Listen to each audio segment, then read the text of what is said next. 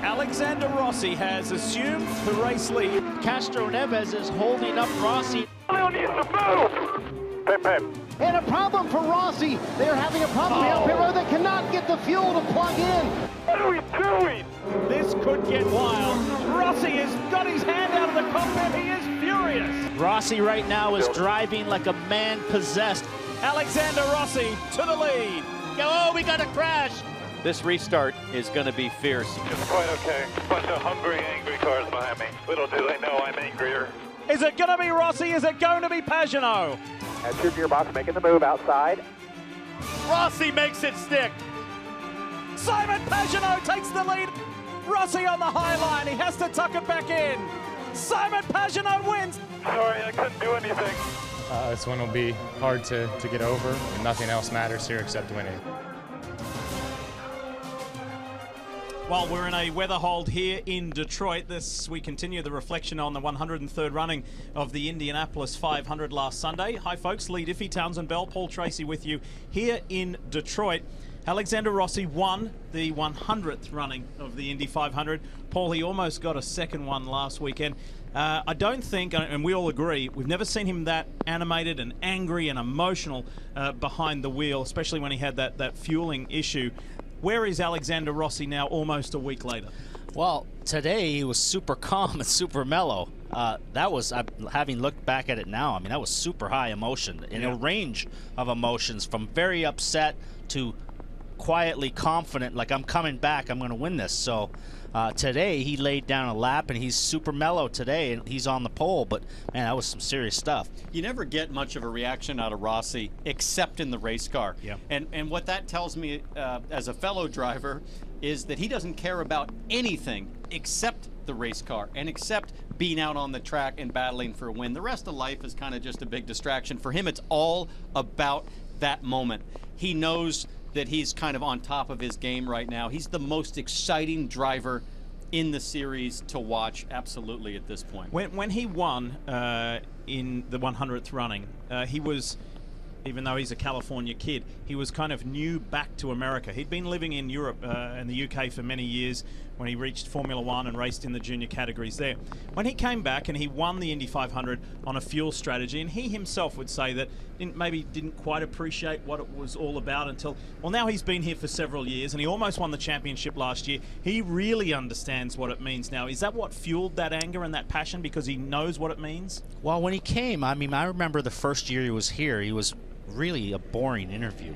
And, you know, he wouldn't say but three words. But it took a little meeting with you and I. You said, hey, let's call Rossi and take him out to dinner. I believe it was in Iowa. It was. And we went out to dinner with him. And what you do? Just gave him some advice on, you know, how to handle the media. And he was just kind of a little bit shut off to the media a little bit. But now he's like, he's probably one of the media favorites, even though he doesn't even say too much. He does a lot of his talking on the track.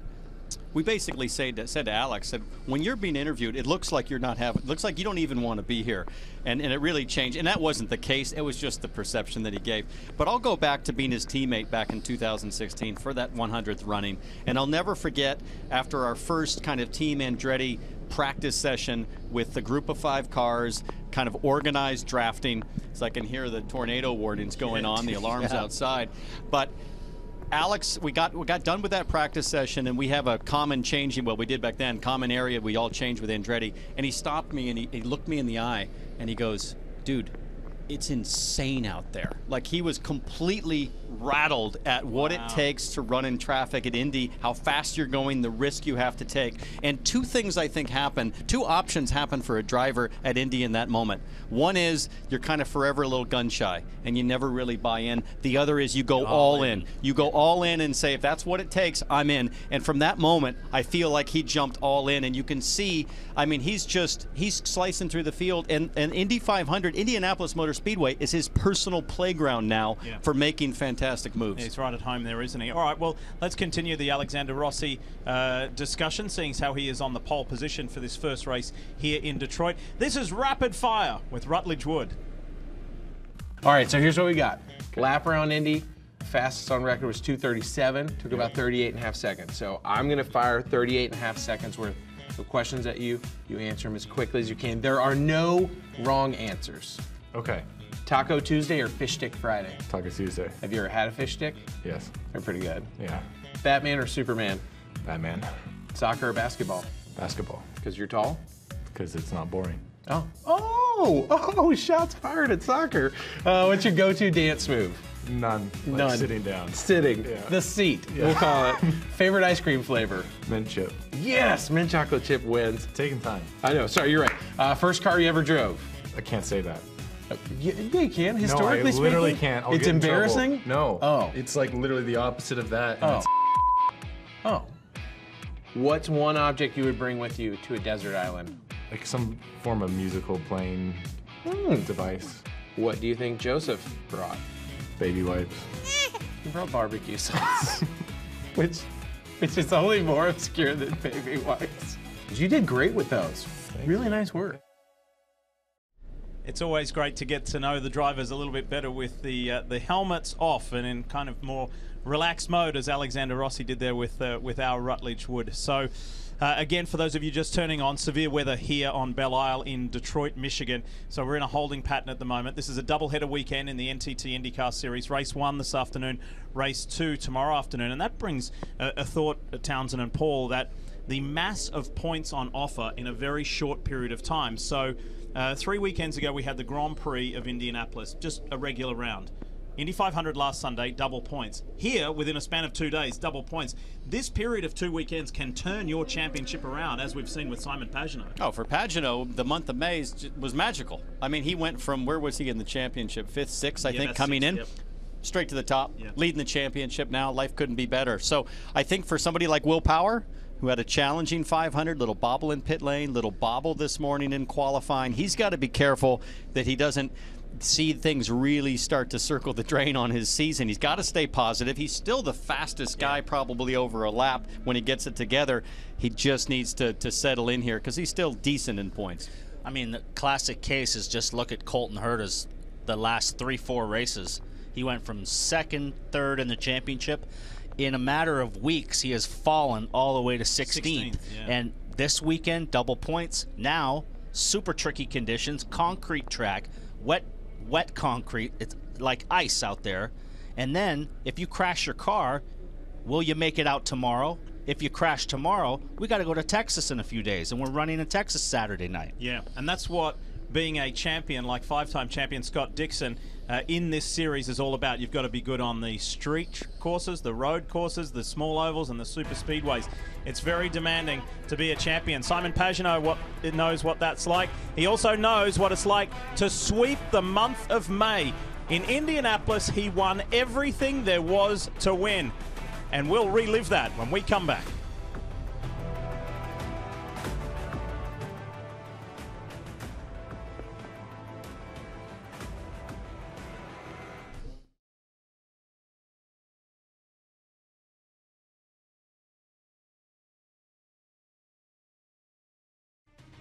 Simon Pagenaud, he's got a shot at the win.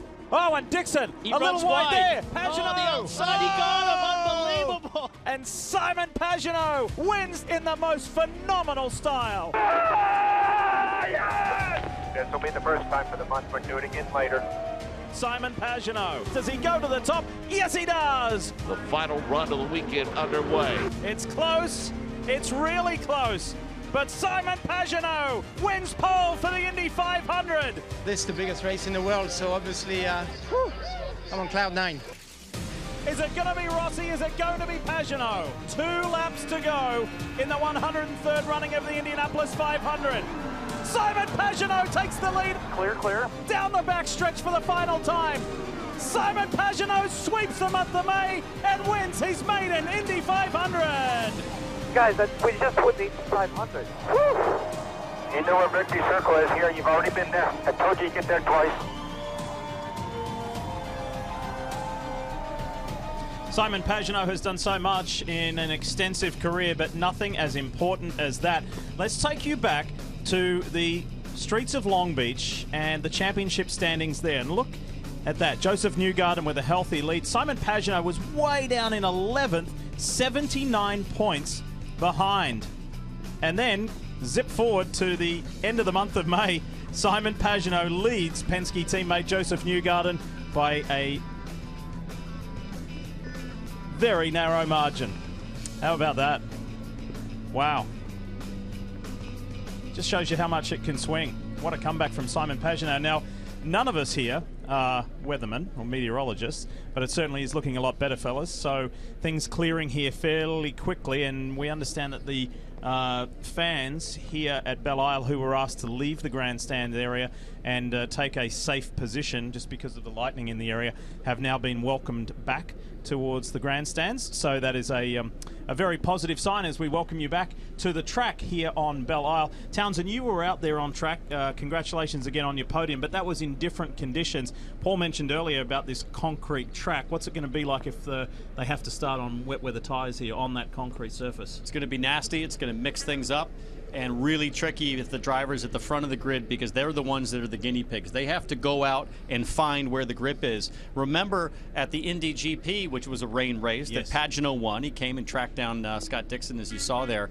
Remember at that race, that's all asphalt. That's wet asphalt. Totally different when it's wet concrete because the grittiness of the concrete gets filled in with rubber in dry conditions. So it's smooth, it's grippy when it's dry, but then when it gets wet, you have a smooth, wet surface. It's like a mirror, and it's really tricky. Yeah, it dries quick, though. If we get no more rain, because of the cuts in the concrete that they make to stop it from cracking when it gets hot and cold, the water kind of runs off through there. And we've seen that concrete dries pretty fast, so the track condition, once they get going, will rapidly be changing lap by lap, and then we're going to have a lot of strategy of guys when they come for dry tires and who's going to gamble first, which will make it really interesting. We mentioned a few moments ago about the busy nature of this period in the NTT IndyCar Series. It's tough on the mechanics, it's tough on all of the team personnel. As a driver, how do you get through this period? Because you've got to re-rack again next week. Next week is Texas. So how do you get through this mentally, physically? It's a heck of a lot easier as a driver than it is as a mechanic, because the mechanics didn't get any days off, except for Simon Pagenaud. The rest of the driver group, they're in cryotherapy. They do some light stretching, some yoga, kind of chill out, and it's a lot of fun to come racing each weekend. But if you're one of the crew, one of all the men and women that work on these cars between races, you're converting from super speedway to a street circuit where there's a really good chance in the race that there's going to be contact that you're going to have to fix. Then you've got to turn it back around for speedway configuration for Texas. Right. There's no time off. It's hard on the mechanics, their families, the engineers. They're working full time. Did I just see you look back? Was that another lightning strike? I just saw a big lightning strike right out of the window behind us. But yeah, this is the grind. We're in the meat of the season now, and this, like I said, this month of May, June, and as we get into July, is going to really shape up the championship of who's going to be a contender and who's going to be a pretender. Well, guess who else was celebrating the month of May? It's a tiny little critter called Norman Pagenaud. Yes, he is the much-loved dog of Simon Pagenaud and Simon's fiancée, Hayley. He is quite the character, this little guy. He's got his own social media accounts. He is loved all over the world, and Simon and Hayley include him in everything. Look at that, with the Borg Warner Trophy on the Yard of Bricks. And speaking of pets, brought to you by Illumination, the new film, The Secret Life of Pets 2. From the creators of Despicable Me, discover The Secret Life of Pets 2, and it's in theaters Friday.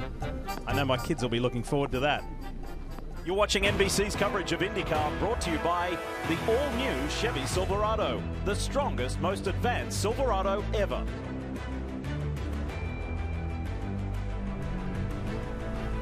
Here in Detroit, this weekend, rounds 7 and 8 of the 2019 NTT IndyCar Series. We remain in a weather hold at the moment, but things are improving quite rapidly as we see personnel moving around and going to their various stations. So things are looking more and more promising all the time. But this weekend, which has now reached a regular spot on the calendar, meaning the very next weekend after the Indianapolis 500, is a crucial one. 2 races, double points on offer, 2 lots of points. It's an important weekend. And let's look in the rearview mirror at 2018 here in Detroit. Belle Isle, a unique doubleheader weekend. Green, green, green. Really nice jump for Marco Andretti. He's got about a 4-car length advantage over Scott Dixon. The leader pits. It's a lengthy stop for Marco Andretti. There's a window of opportunity for Scott Dixon here. That's the difference of 2 seconds in the pits. Scott Dixon goes to victory lane. Yes, boys. Well done, well done. Thank you, thank you, thank you.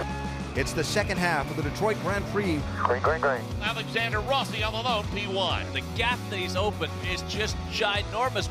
Our leader comes in. Back out in front. Ryan Hunter-Reay, really now he needs the drive of his life. Hit this lap, need a big one. Final stop for Ryan Hunter-Reay, and it's a good one. Alexander Rossi has already gone by. You're P2, the leader is Rossi. You'll catch him before it's over. Rossi breaks very, very late. Goes into the runoff area. Handing the lead over to Ryan Hunter-Reay. You are the leader. Checkered flag. Ryan Hunter-Reay does it in Detroit. Good job, guys. Yeah!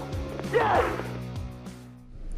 Couple of champions, couple of veterans, couple of Indy 500 winners dictating the terms last year. Let's have a look at the Detroit winners over the past 6 years, and quite the spread there with several double winners. Will Powell with a couple of wins, 2014 and 16. Sebastian Bourdais did back-to-back years as far as race 2 in 2015 and race 1 in 2016, but Graham Rahal swept in 2017. So the order of the day is 70 laps, just over 160 miles. When you'll finish that first race, Townsend, what hurts? Is it your elbows rubbing on the side of the car? Is it your knees banging around inside the tub? Where do you feel it most physically? Well, given the fact that I just finished an hour but and 10 minutes. But you're in a luxurious Lexus. Got air conditioning and everything. I get a little back rub here, kind of mid-back. No, it's everything. It's really mid-upper back. It's your shoulders are on fire. Your forearms get arm pump. Your wrists are sore. And so a lot of the drivers tonight, and this is part of the problem, is with the race being delayed a little bit today. I think we're going to get it in here shortly.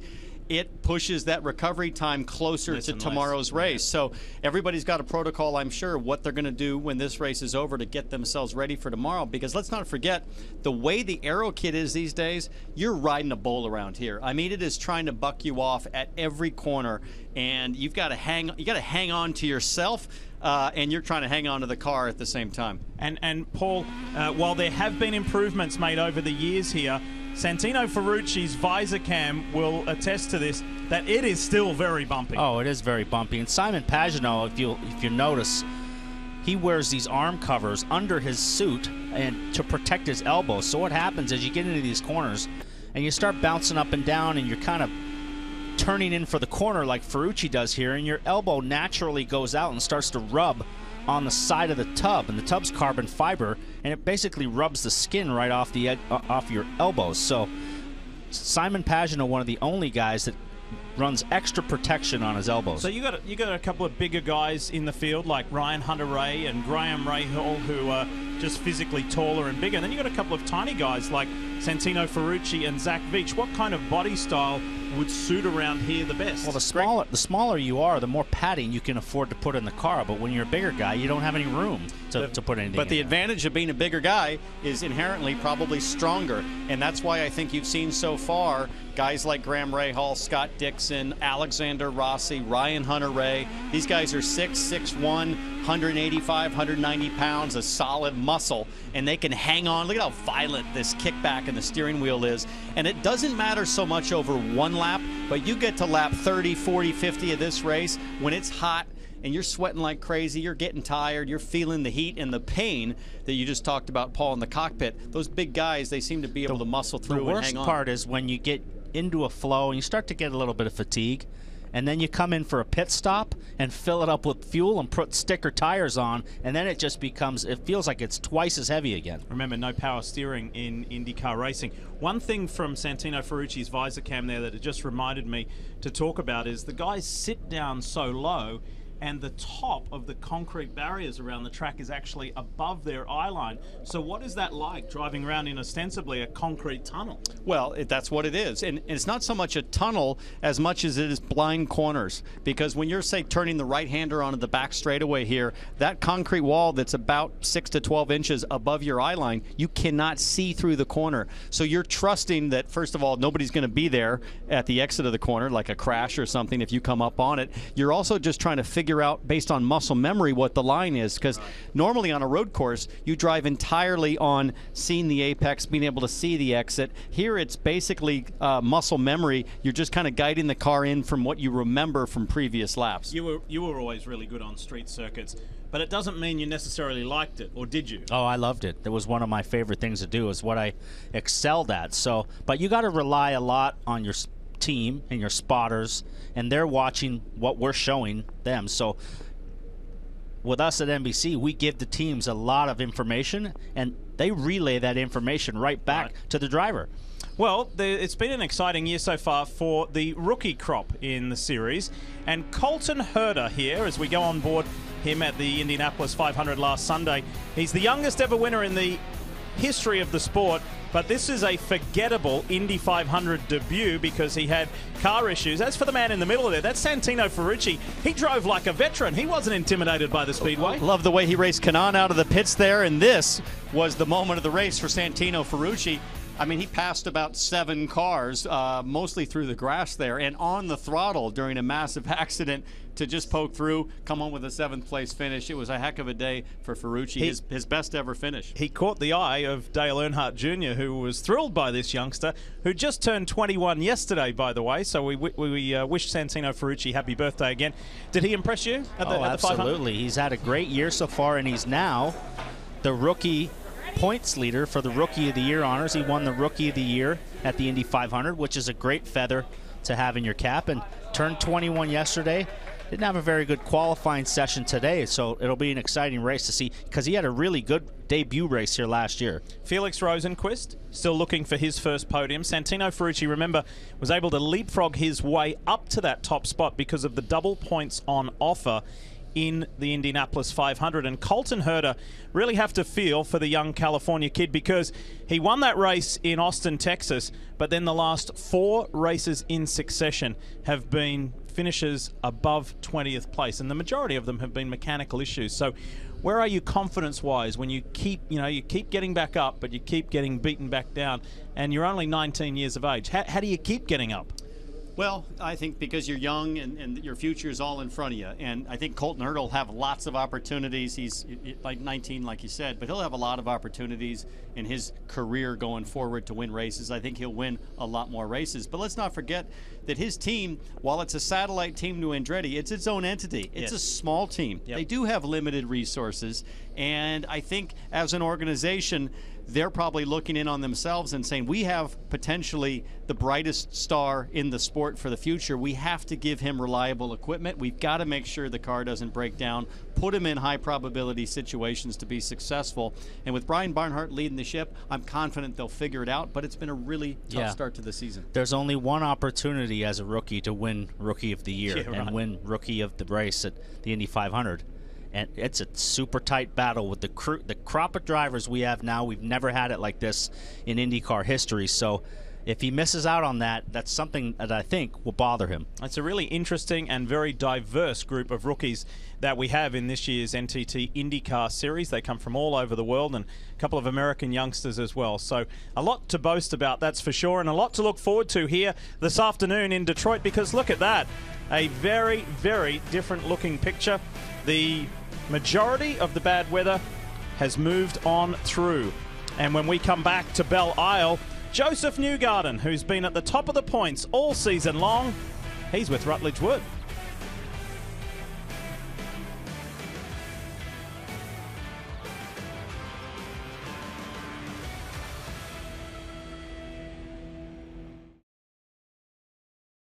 You answer these as quick as you can. When you get an answer, don't write me a story. Just tell me the answer. Is it a game? Like, is it a time? Oh, this is a game, isn't it? Taco Tuesday or Fish Stick Friday? Taco Tuesday. Fish Stick Friday? What the heck is that? Favorite ice cream flavor? Vanilla. Plain. You can put anything on there? I mean, you could. I like a sundae. Okay. Sunday's nice. Okay, there you go. Mix it up. Favorite TV show? Family Guy. Oh, yes. Batman or Superman? Batman, all day. Lord of the Rings or Star Wars? Oh, Star Wars. But both are good. Mm-hmm. Cheese or pepperoni? Both. Technically, pepperoni have cheese, so that's a trick question. How do you feel about pineapple on a pizza? It's okay. Do what you want to do on your pizza. It's a pizza. That's how I feel. Dodgeball or Anchorman? Dodgeball. Have you seen either of those? I've seen both of those. Good. What job would you be terrible at? Hanging curtains. I'd probably get very infuriated and be terrible at it. You got to bring one object to a desert island. What do you bring? Barbecue sauce. Really? There you go. Tell me why. I don't know. Actually, why would I bring barbecue sauce? I'd probably bring avocado. I'd make some ceviche. Wow, that's really good planning for a desert island. Yeah, it's, I'm the guy you want to bring, the avocado guy. Avocado and barbecue sauce. He is from Hendersonville, Tennessee, just outside of Nashville. By the way, the point scenario right now, Joseph will start on the front row today, and because of the unique qualifying format here in Detroit, meaning a qualifying session each day and not the three-phase qualifying format that usually happens on road and street courses, Joseph and pole sitter Alexander Rossi both got a point each. Simon Pagenaud came into this race with a 1-point advantage over Joseph, but Newgarden rectified that today. So Joseph has come into this 2019 championship with a lot of determination. He won the season opener, Paul, on the streets of St. Petersburg in Florida, and has been at the top of the championship every step of the way, all bar, up until today when he was a point behind after last weekend's Indianapolis 500. Seems like a revitalized Joseph Newgarden. Yeah. He's ready to be a champion again. He's been very consistent so far this year. No mistakes, no bad finishes, which is good for the championship, whereas Pagenaud was down, now he's up. Rossi's had a couple little problems, couple hiccups, so a lot of inconsistencies by everybody, and he's just been super steady. Yeah, you agree with that, Townsend? Absolutely, and I think what really impressed me is St. Pete, the win that they had there. Typically, you start Joseph up front, you'll see him disappear. He's done that at Barber Motorsports Park in the past, but at St. Pete, he kind of stayed with it. They got him on the right strategy, and he just stayed calm, didn't make those mistakes. Yep. Now the biggest thing that Joseph Newgarden is going to be thinking about is, I need to win an Indy 500 for the captain. He's the only one on that team that doesn't have one. But I got to tell you, watch that interview with the Island and the Avocados. Had Penske seen those responses a few years ago, I'm not sure they would have hired him. So, by the way, great start to this weekend for Roger Penske and his team, because in the IMSA WeatherTech Sports Car Championship race on Pablo Montoya and Dane Cameron went all the way to victory lane. Now, we mentioned about a qualifying each day, one today, one tomorrow. When we come back to Belle Isle, we'll show you how qualifying went down earlier today in sunny, dry conditions. That's next. Stick around.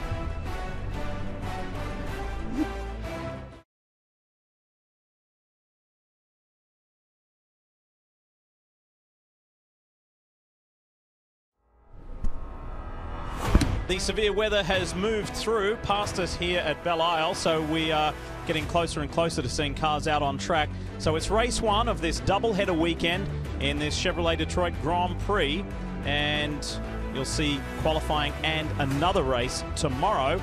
However, earlier here today on this very demanding Belle Isle street course was qualifying for the opening race, and this is how it went down. Located on the Detroit River between Detroit, Michigan and Windsor, Ontario, Canada, this is Belle Isle in the Detroit Grand Prix and 2 points-paying NTT IndyCar Series races this weekend on the heels of the Indianapolis 500. Thanks for joining us for qualifying for race number 1, which is at 3 o'clock this afternoon on NBC. Kevin Lee, Townsend Bell, Paul Tracy, Jan Beekes also with us on a beautiful morning in the Motor City. There is a chance of rain by the time we get to race time later this afternoon. So less than a week ago, the biggest race of this series season and in the world, the Indianapolis 500, and we had action, especially in the finish, a restart with 13 to go. So Alexander Rossi and Simon Pagenaud swapped the lead multiple times. Pagenaud got it for the last time right before the white flag and wins the 18th Indianapolis 500 for Roger Penske, the first for a Frenchman in almost 100 years. It's Gaston Chevrolet in 1920, yes, of that Chevrolet family, appropriate now as we move to the Motor City. And we are already underway for qualifying, and with the doubleheader, it is a different format this weekend. Not your typical knockout style of qualifying. The field is split into 2 groups, 12 minutes each, 1 round for each. The groups were based on the fastest practice time in practice 2. That was Alexander Rossi, so he gets to choose the group. He will go in group 2 and take the 3rd, 5th, and so on fastest speeds. So these are the evens. In group number 1, there is a bonus point for the fastest in each group. The faster of the 2 groups starts on pole, and then the rest in that group would start in the odd positions. You got that? There's going to be a quiz later on, T-Bell. If that's too complicated, which I really have to focus in, just keep it simple. Go as fast as you can with 6 minutes remaining in this session to start as high up as you can in the race. That's what it's all about, Paul. Right now, Will Power on blacks. Everybody will pit here. For reds at some point, these are the banker laps. Yeah, banker laps going down right now. We just had an hour-long Trans Am race on a different compound of rubber. So this track right now is probably pretty slick. Will Power just went quickest, but Veach just jumped ahead of him at a 16.1. By example, yesterday's practice was a 15.1 by Alexander Rossi. Currently P4. Hinch is still behind you, so you can't back up here. Santino Ferrucci in front of Hunter Ray, and Hunter Ray's quicker, but now he's going to be in turbulent air, and you heard Hunter Ray's radio telling him that he had a car behind, so he can't really slow down, or else he would get an impeding penalty. As we see Joseph Newgarden working this beautiful back straightaway overlooking the water here in Detroit into turn 7. Doesn't really matter what the qualifying format is. The goal is always to go fast, and Newgarden here is on a ripper lap. That front wheel off the ground coming around the fountain. Hustling. Front end looks to be working really well. A lot of concrete sections here where the front end can really skate and not dig in, but that left front on Newgarden seems to have really good bite. This should put him P1. And it does. 15.7, so that's 7/10 off of what Rossi ran in practice as we go on board with Hinch as he's coming to the checkered flag here. The line is right there, and he'll dive in the pits, and he jumps up. Does not Stays jump in 7th, but that's just the banker, so he'll go to reds. See Will Power finish his lap. He was just P1 a few seconds ago when Newgarden jumped ahead. We'll see how this lap is still on blacks. Looks very good for Power. 3/10 up on Newgarden on the back straightaway. There's still 5 corners to go. Yeah, the meat of the track is at the end of the straight. So you get into the fountain section here, you got a double right and then a double left.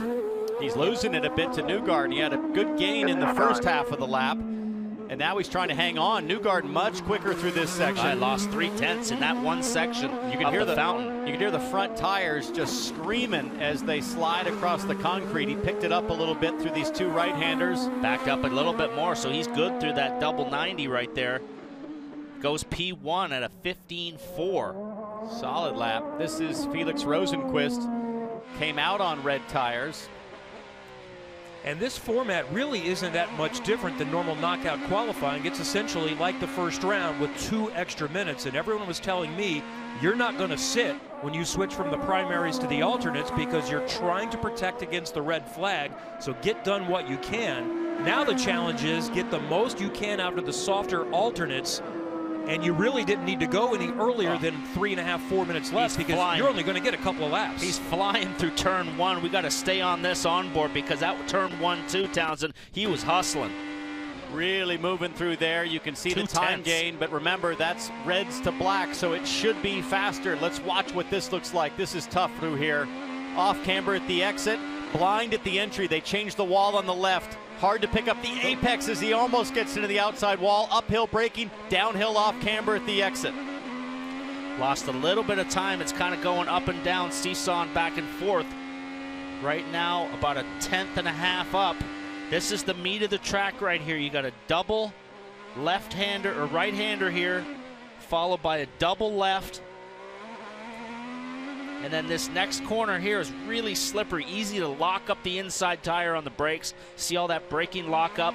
Hard on the power there, big bumps. Now you see the red tire advantage. Rosenqvist up 6/10 on Will Power. 1 more corner to go. This one's fast. Those reds really paid off around the fountain. You saw all the time gain was there. 14.9, fastest lap of the weekend. And almost as fast as Marco Andretti's pole speed from last year, which was 1:14.8. Now watch Newgarden. He had the biggest gap between the primaries and the alternates yesterday. Oh, he's on it. He went 0.8 of a second faster. Let's see what he does. That car is pretty stiff for this street course. Tires are coming up off the ground, but he's on it hard on the first lap. Track record is a 1:13.6 set by Takuma Sato back in 2017, but that was with the higher downforce aero kits. I don't know that anybody will be able to go that quick, but it's impressive when you think about how much downforce, how much less downforce the cars have now, and you watch these guys with the cars moving around a lot more fun to watch this way. Sebastian Bourdais was 14th on the overall speed chart yesterday, but said, I think the car's a little bit quicker than that.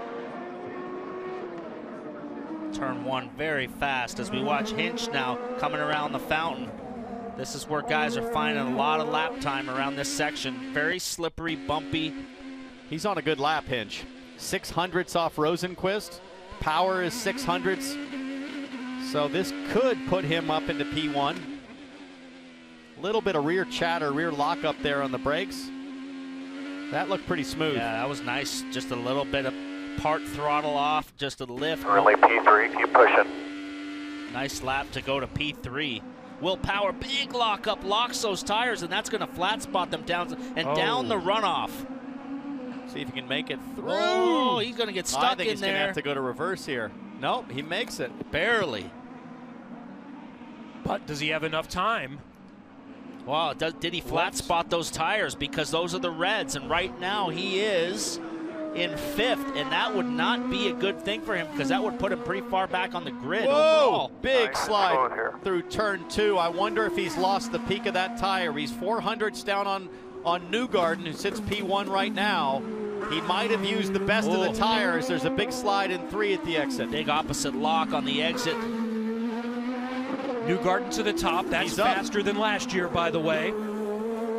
Power doing an amazing job to gather himself back up, and that's another big slide. Yeah, big push the front end there. We'll see if he goes in as deep as he did on the last lap in the brake zone here where he locked it up.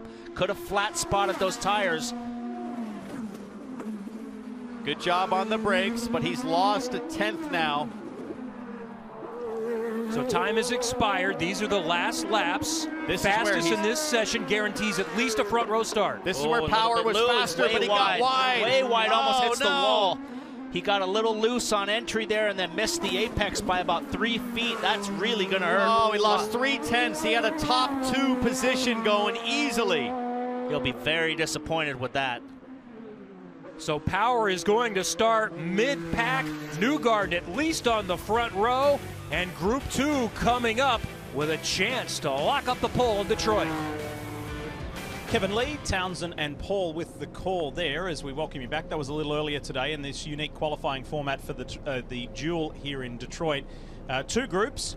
If you are on top in one group, like Joseph Newgarden, you are assured of at least a front row start and a bonus point.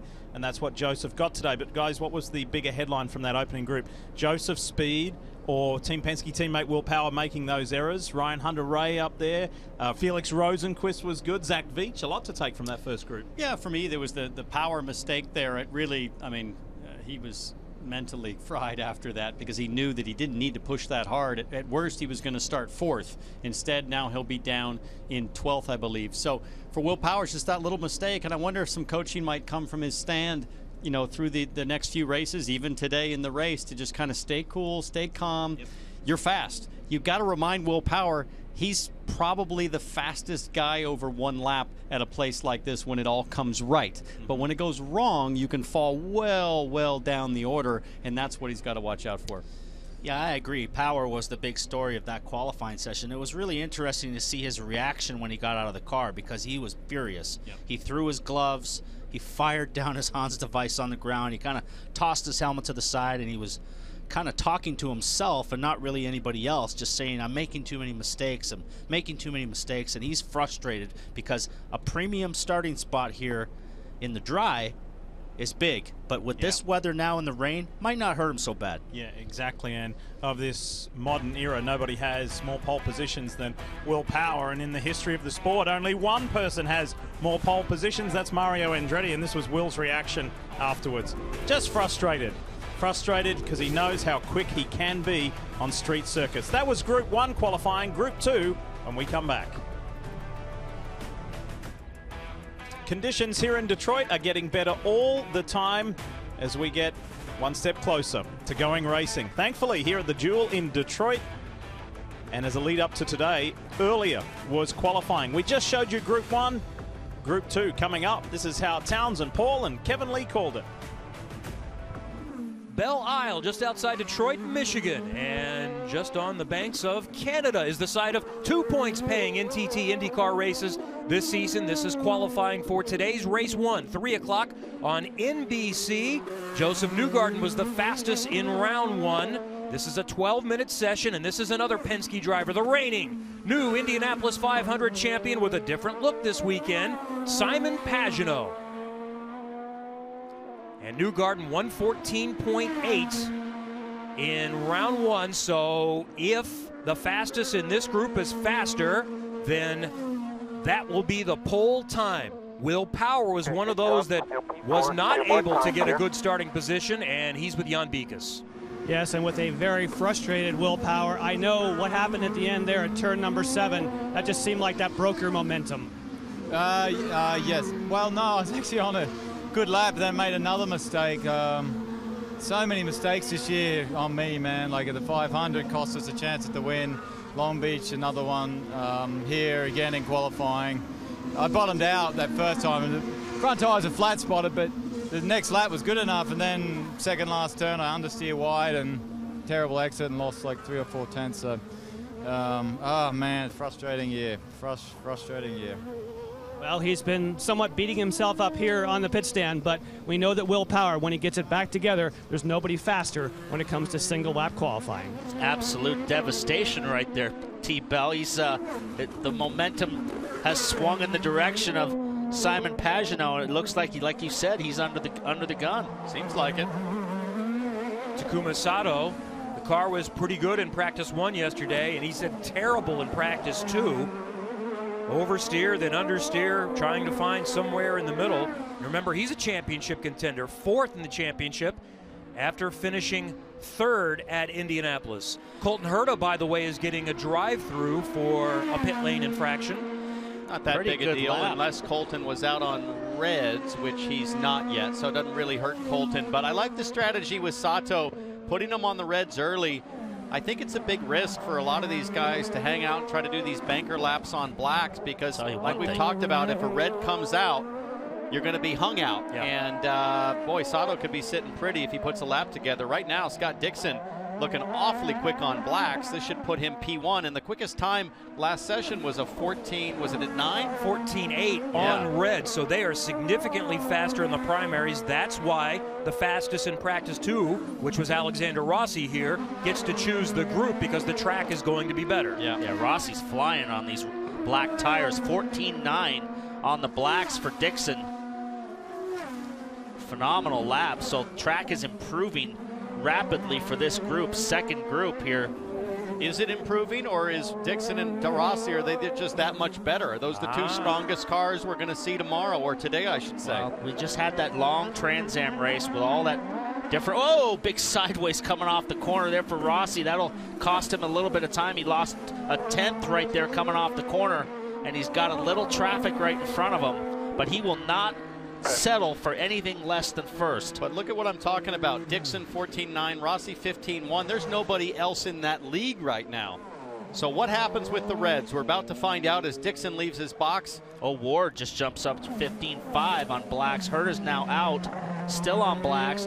Went through the pits on a drive-through. He'll finish this lap and have to dive in for Reds. We're getting down to 4 minutes to go. So he's running out of time quickly here to get those Reds on. He should be okay, though, unless you need a second lap to get the best time out of the Reds. You lock up like Power did. You lock up and go through the runoff and have to go at it again. You might run out of time. And he's also in danger if a yellow cuts the session short. There's only 5 minutes of guaranteed time. We've already had that, and this leaderboard is going to change significantly. Herta P4 right now. We'll see what he does on this lap when he comes to the pits, but now I think down into the 3-minute zone. You got to change the tires. You got to get in the pit, change the tires. He's going to be able to go out with 1 minute left probably, and you get 1 lap at it. I think this is a risky call to leave him out. I agree with you guys. Qualifying danger zone for Colton Herta. So Herta dives in. The timing line is before turn 14. Back on Scott Dixon. He put that best time on the primary Firestones. He's on it. Now he's on the alternates. First lap out, first time around, he's on it. Let's watch this thing through turn 1, ripping it in there. Oh, Look at yeah. that. Hands are furious. Flying. It is stuck. Scott Dixon has one heck of a race car. Herta comes out right behind him with 3 minutes to go. That was a fast change on the tires. No changes on the car. No time to do anything up with that. Herta's still listed on primaries, so we'll look at that the next time we see his car in shot. Meanwhile, that we'll was watch his Dixon. drive-through penalty. So he's staying on primaries. How in the world is Colton going to be able to get back to pit lane, get reds, and get them up to temperature? It's going to be close. Herta is just now on the backstretch as we watch Dixon. This is where all the time is gained right here. Hard on the power. Float it in here, try to roll speed, get back to the power, try to stay as hard on the throttle all the way around that double. This car looks so good, doesn't it, yeah, Paul? It looks compared to the Penske. Oh no, traffic. Compared to the Penske, it's not bouncing all over the road. Who is that? Chilton up ahead? He's out of the way. Here's the timing line. Oh, this is going to be a good one. Boom, 14.5. Fastest of both groups. Provisional pole right now for Scott Dixon. What does Alexander Rossi have to answer? He's got one more lap to do. I saw a big wiggle there out of the back of Rossi's car. He looks a little loose. He was a little loose before. Rahal 15-1 still, so he didn't improve. That must have been his out lap. Rahal's loose too. He's hanging on. So this group will start on pole, 1, 3, 5, 7, and so on. Rossi up a 10th in the first sector. There's the Indy 500 winner, Simon Pagenaud, who right now is 8th in this group.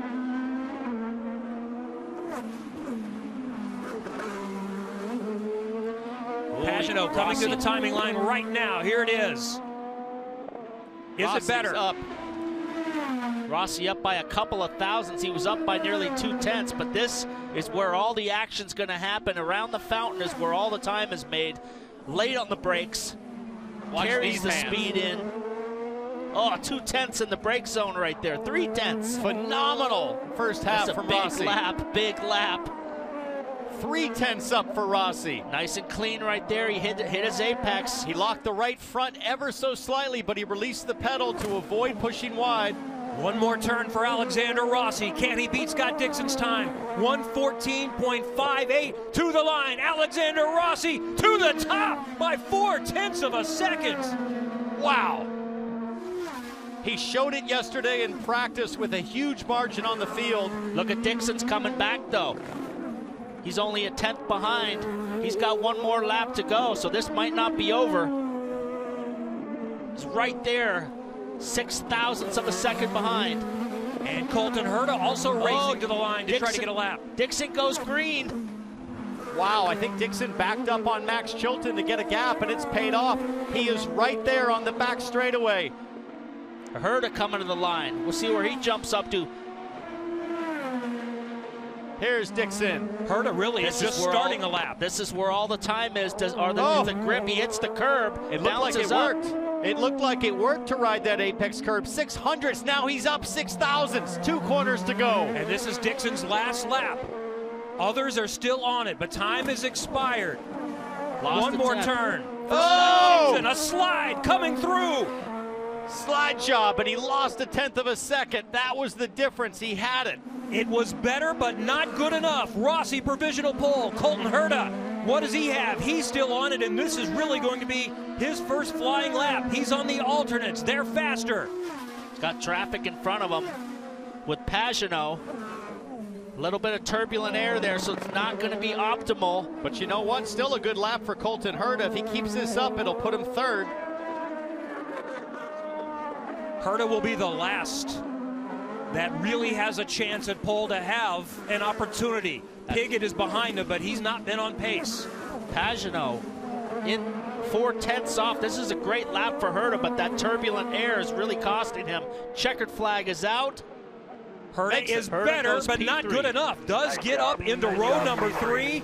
Alexander Rossi has won the pole for race 1 of the Detroit Grand Prix. What a fabulous scrap there between Alexander Rossi and Scott Dixon. So the grid looks like this. The top two from the respective groups, and Alexander Rossi with the outright best time. So terrific job from him.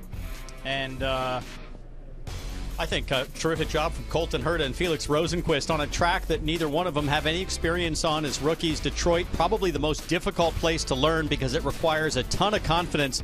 Both of those rookies starting in the first 3 rows. Guy we didn't even mention during qualifying who's had a big comeback this weekend is Patricio Ward.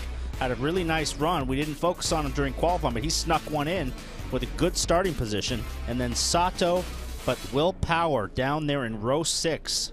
Not a guy we're used to seeing starting down the order. Will Power on street courses. Normally at the top, Simon Pagenaud, Indy 500 winner, Indy Grand Prix winner, having some difficulties. He'll start inside Ed Jones on row 7. And then more troubles again for Marco Andretti. That Andretti team, he's been on pole here in the past at Detroit. He had a bad Indy 500 and just can't seem to get the momentum rolling at this point in the season. All the way back to Chilton, Laced, Ferrucci, and Tony Kanaan.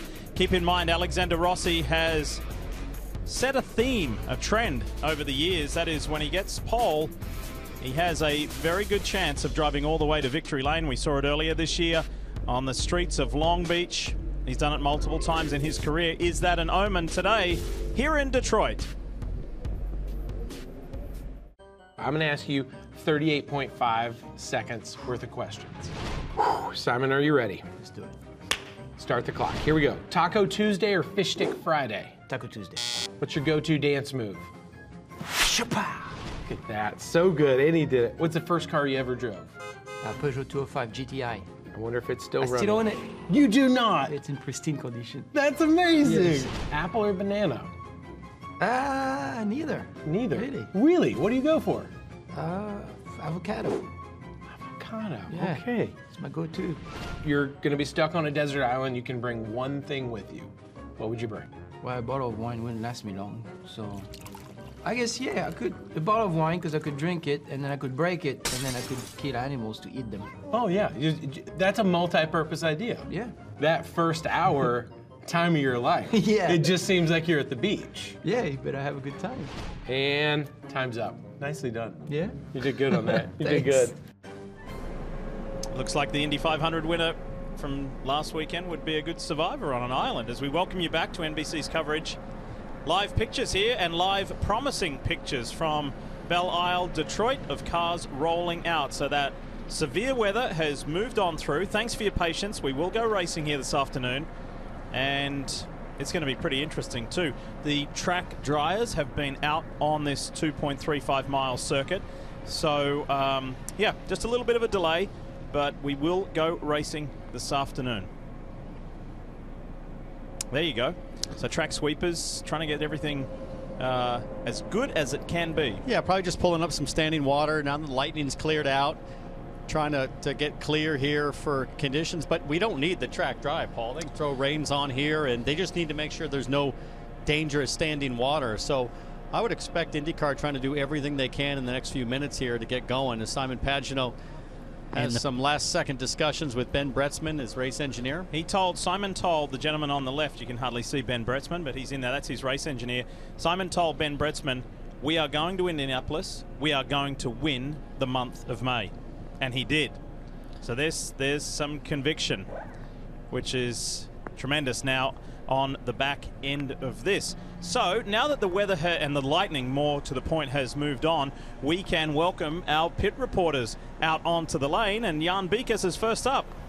Yes, and the lightning has passed, so they have set us free to put on our RF gear, and look who we found, and it is Alexander Rossi. And because of this rain, we've had an opportunity to review the exciting finish, just the thrilling finish for the Indianapolis 500, and the way that you put on those moves. You've had a chance to digest it now. Your thoughts as you've watched it back and know how close you were. Still disappointed, but you know, I think we did everything correct and everything that we could, and we maximized the car. There was just factors that were against us, unfortunately, and that was the end result. But taking nothing away from Simon and Team Penske in the 22 car, they were on pole, they led the most laps, they were the dominant car, and the rightful winners.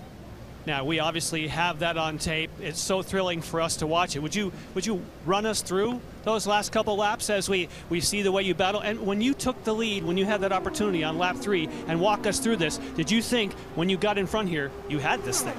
I really needed Takuma to kind of come with me because, I mean, I think we saw all day that Simon could kind of maintain the lead on the restarts, and how he could stay flat and kind of white line the car was something that I couldn't do. And unfortunately, Takuma wasn't able to get him here out of turn 2, because if I had some cars in between us, I think we would have had a shot. But alas, that wasn't the case, and you see him how quickly he was able to tow back up, even with the gap that we pulled. So as I said, yeah, he was definitely the quicker car.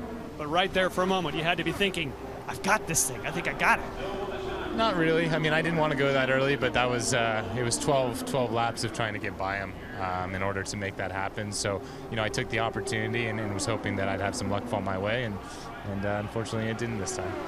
Well, obviously, we loved watching it. In fact, Townsend Bell has described it as saying, even though when you first came there it was so daunting, he said now it's like your personal playground. Do you feel that confident at the Speedway? No, you can never feel that confident there. You have to respect each day there and really enjoy the time. We've seen how precious it can be these past couple of years, and every lap is a gift around there. So I've been very fortunate to have an amazing Andretti Autosport car there since really day one, and great teammates to learn off of and really help me develop my skills on the Noval, and we've had good results there. But now we're already thinking of the 104th running. Well, you showed off your skills today as well. Congratulations on the pole position. We now switch. Looks like you're making your way to pit lane. We're going to have some action, so have a good time. I appreciate it. Thank you. All right, Marty. Simon Pagenaud, the man who won the 103rd running of the Indianapolis 500, already on pit lane, ready to go, excited to get things going. So let's go back and just think about how much you absorbed in of all the things that happened in Indianapolis. Did you take a moment to kind of soak everything in? I wish I had more time for myself, but you know, in these moments, it's obviously the biggest race in the world, and you guys did a tremendous job showing it, so thank you very much for that. You know, it was about sharing with the world, really. France woke up on Tuesday morning, all of a sudden, in a shock, and we had tons of requests. I did a 2-day media tour in New York. We had a celebration banquet on Monday night, which was amazing with all my peers, and those moments are very special, very emotional. So it's been an emotional week. I haven't had much time to prepare for this one, unfortunately, but luckily my team Penske is supporting me behind, and you know, if it's rainy, I know I'm going to have a good day. What are the snapshot moments you remember post-race? You have those moments in the mind that you always remember. What are the moments that come to mind? To me, the best one was just pouring the milk over my face. It was I don't know what that milk was, but it was the best milk ever. I've got to find some of that milk for every morning, but it just felt so sweet. So, you know, it was the realization of what just happened to me. And obviously, it's a lifetime change. You know, it's definitely going to change my career and my life. So, yeah, it's just amazing moments. That was definitely the most memorable moment. So I want to ask you, have you had a chance to watch back the last 13 laps? No? I mean, you have. Okay. What the moves, as Townsend said, to be a cobra snake and breaking that draft, did that just come to mind impromptu? No, I was planning. You know, you know me, guys. I study a lot, so I've been doing a lot of review and throughout the years of what drivers do to break the draft. Obviously, I also watch a lot of NASCAR, and obviously, I learned a lot from my teammates there. And you know, that was my last card in my game, and I knew I had to use it when needed on the last lap. So Norman might be the most popular dog in the world now. I love it when you get by cheered in victory lane, and then he immediately barks right after that. He's having the time of his life, I assume. I hear you guys are giving him a lot of hair time, so his ego's getting big. Yeah, he's getting popular. Yeah, he's an amazing dog. I mean, it's the joy of our life with Haley, and you know, he's a funny dog. It's like he gets the situation sometimes. So he barked in victory lane when everybody was screaming, which is pretty cool. There are the spoils of winning, which is all the media and fun stuff you get to do. The backside of that is you haven't been home since you left for the GP. I mean, are you a little homesick? Just tired, really. Quite frankly, I mean, when you race like I raced in the month of May, you know, the Indy Grand Prix, pole position, the Indy 500 win, I drove with my guts. I drove with everything I had, and I feel exhausted right now, but yeah, I've got so much energy from the positive of winning the Indy 500 that I think I can still do something special. So to the point of all that, you took a nap during this rain delay. Is that the most consecutive sleep you've gotten in a week? It's a bit of a blessing in the sky for me, really. I haven't had much sleep for sure. I only had 6 hours in the first 48 after the win, so not much time, but hey, you know what? There's nothing to complain about. This is the time of my life. Simon Pagenaud taking the IMSA race and a little rain delay to get a nap in, Kevin. I think he needed it after all he's been through this week. I think he's definitely earned it. And while Simon and Alexander Rossi put on a great show at the front, this young man, who was 20 at the time, Santino Ferrucci, started 23rd and finished 7th. What was that experience like? Not only your first Indianapolis 500, that was your first oval race. Man, I mean, can't go wrong. Top 10 finish. I mean, my goal going into the weekend was just to finish, and to walk away with Rookie of the Year in 7th place was just more than beyond expectations. So. And you made a new fan. Have you watched the broadcast back yet? Because Dale Earnhardt Jr. was taken by your skills, especially through the grass. Oh, I have. I mean, just some of the racing that went on was impressive. I mean, even here on this restart, this was insane. Especially going into turn 1 for the last time and almost 4 wide. I mean, I just had a blast. You know, I've never had an oval experience before, but if that is like the welcome to ovals, I'd love to do that again, 100%. So you took to it okay. You felt comfortable. The result would say so, yes? I don't know if you're ever comfortable going around 220 plus miles an hour, but yeah, no, I definitely enjoyed it, that's for sure. Well, now you actually race at a place you've been to before in an IndyCar. This is where you made your debut. You're starting in the back, unfortunately. Is rain the great equalizer? Does this help or hurt your plan? I think this helps us massively, you know. Unfortunately for qualifying, just a little bit of miscommunication and fumble with getting the car started and whatever. And no, I mean, I don't mind starting 22nd. You can only go forwards. So I think we have a really good race car, and we can pass here, as I've proven to myself last year, so I'm not too worried. Santino Ferrucci starts near the back. Not only was he the Rookie of the Year at the Indy 500, he now leads the points championship among rookies. Well, that's a good sign. Cars and drivers are on pit lane, and we should see racing soon in Detroit. Sunday, June 30th, NASCAR returns to the networks of NBC. Get ready to gas it up as the sport's top drivers race to the championship. NASCAR is back on NBC and NBCSN, and it starts June 30th. Great to see a busy pit lane, and right amongst it all is Jan Beekes. Yes, and Will Power just got the word he needs to get into the car right away. But a quick thought, after being so frustrated in qualifying, does this rain give you an opportunity now maybe to move through with your skills? Yeah, I think either way it would have been good. Just looking at the tyre strategy if it was dry. See how it is, do my best, and see if we can get a result. Feel like you've shaken that off? Because obviously you were super frustrated just hours ago. I was, because I made a mistake on second last corner and I was on a lap to put me on the front row, or at least second row. That's why. All right, as you can see, they've been given the word quickly, get these drivers in the car so we can get this underway here. Yes, it is time to go to work.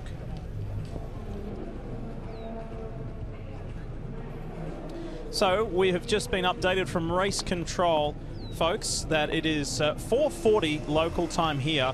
4:55 will be the green flag, and it will be a timed race.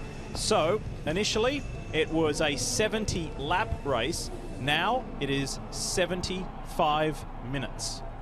75 minutes to get the first of 2 races done here today. Thanks for your patience. We are about to go racing in the next 15 minutes, which is a terrific sign. For those of you just turning on here on NBC, very severe weather moved through the Detroit area. High winds, lots of lightning, heavy rain, but thankfully that has moved through and everybody is getting ready. Well, we've heard from Jan Beekes, Marty Snyder, Kevin Lee is our 4th member of the pit road team. Here's Robin Miller. Diff, I just talked to Max Pappas, one of the stewards, and he took a couple laps in the pace car, and he said no matter how bad it rained, and it did rain awfully hard for a long time, he said there's actually more grip on the track right now than there is in pit road, which I found amazing. He said there's just a little puddling in turn 3, but the rest of the track looks great. So I'd say we got pretty lucky here, Marty. Let's chat with the strategist who won the Indianapolis 500, Kyle Moyer, and he is the man who calls the shots, of course, for Simon Pagenaud. So a little bit of a game changer now, a timed race that will start here in the wet. So how much does that change what you think about here on the timing stand? It changes a lot now, especially because the track's going to dry.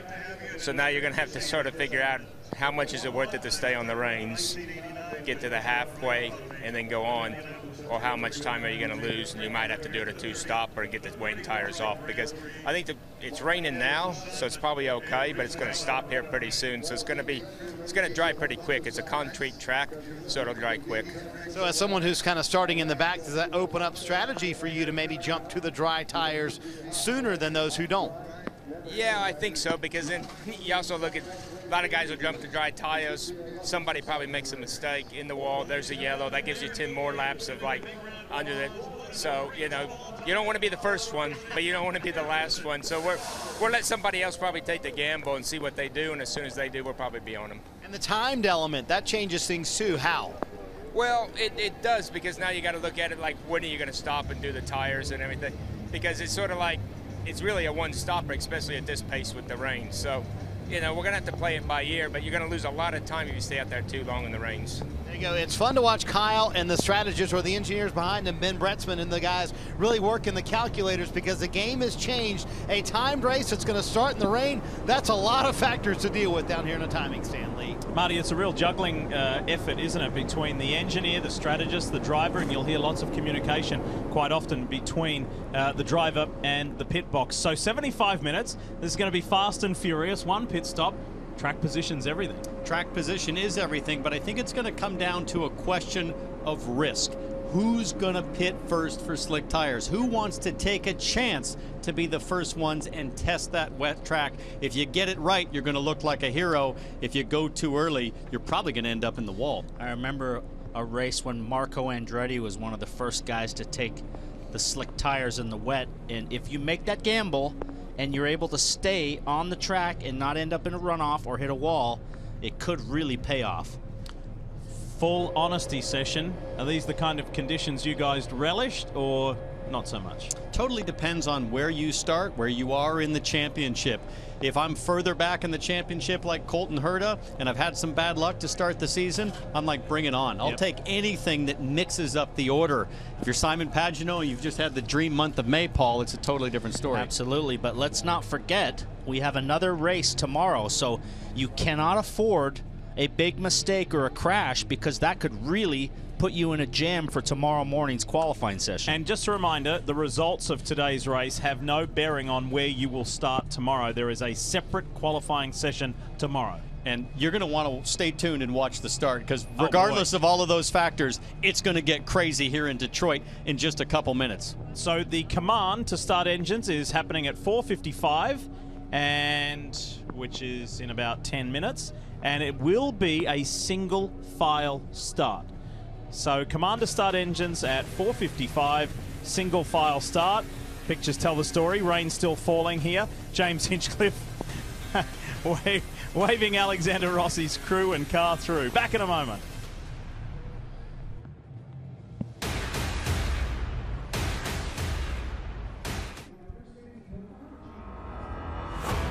Umbrellas up, but cars are out on pit lane.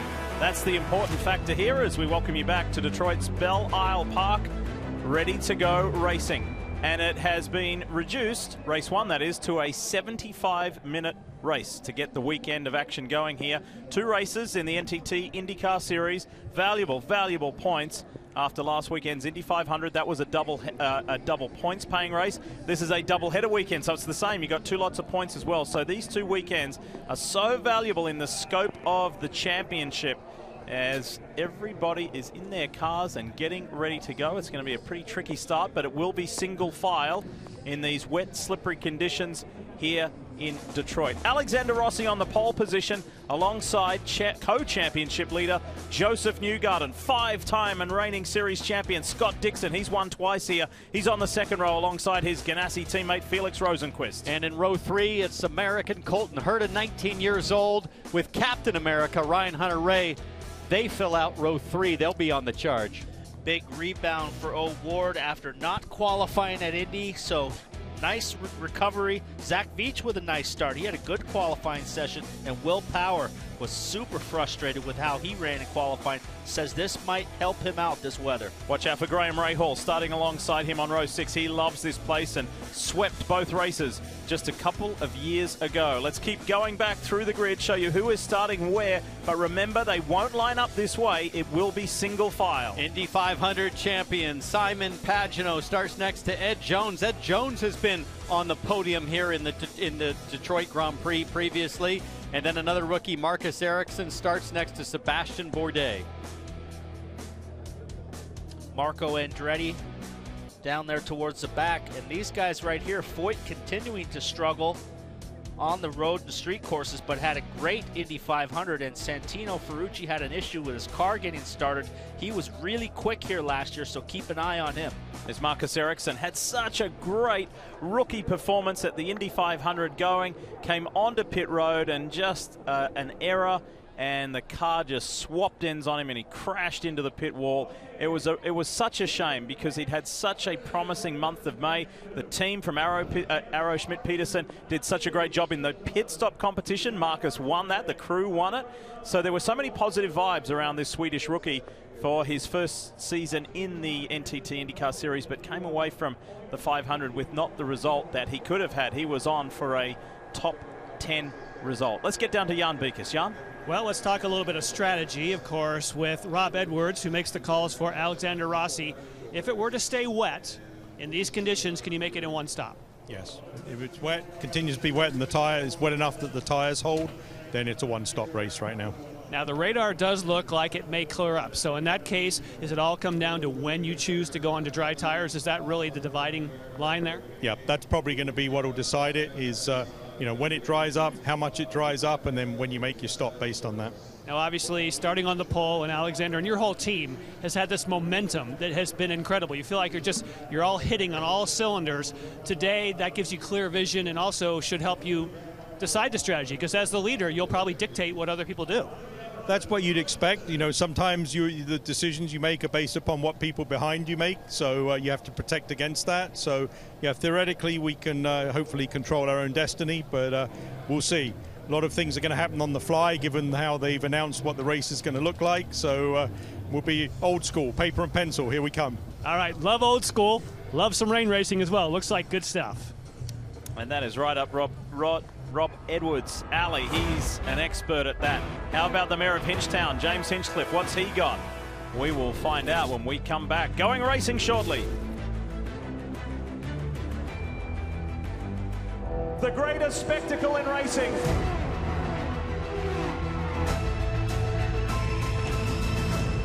Today, one of these drivers will do something we will never forget. Bunch of hungry, angry cars behind me. Little do they know I'm angrier. He is furious. What are we doing? Joke. He has such aggression. Nothing can stop him. Let's give them what they came to see. This is going to be a shootout to the end. They've been swapping the lead lap after lap. He's coming to you. Playing the game. At your gearbox. Simon Pagenaud takes the lead. Bring her home. We just put the 500.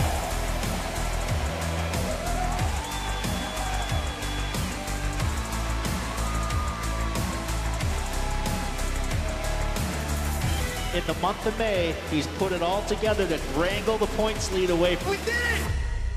Nothing else matters here except winning. What a week it's been in IndyCar as we welcome you to Detroit's Belle Isle. Ready to go racing for the first of two in the Chevrolet Detroit Grand Prix. And yes, weather continues to be a talking point. Here are the conditions now, and they are so much superior than what they were over the past hour and a half, 2 hours, because severe weather has moved on through this area. It has left us a wet track, but that's okay. IndyCar's race in the rain.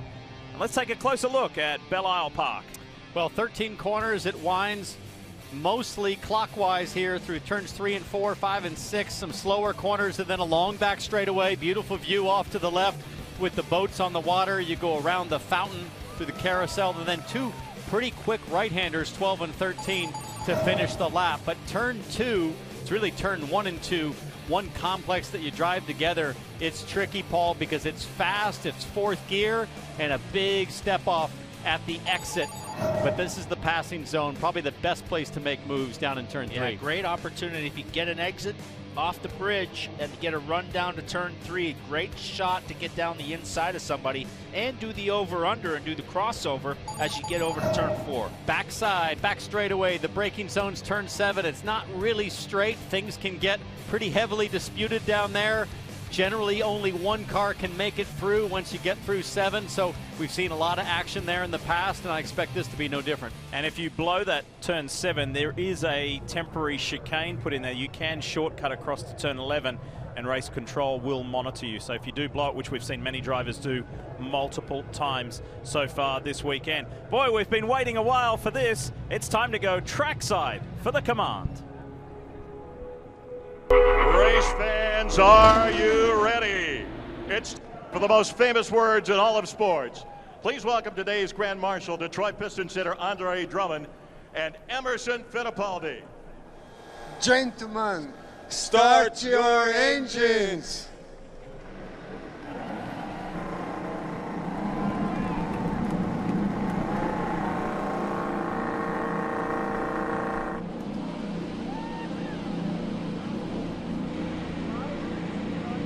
That's a sweet sound, Marty Snyder. Hey Lee, Indy 500 winner Simon Pagenaud will start 13th today. He told me Detroit is just as big of a challenge as Indianapolis is. He said, but they're very different.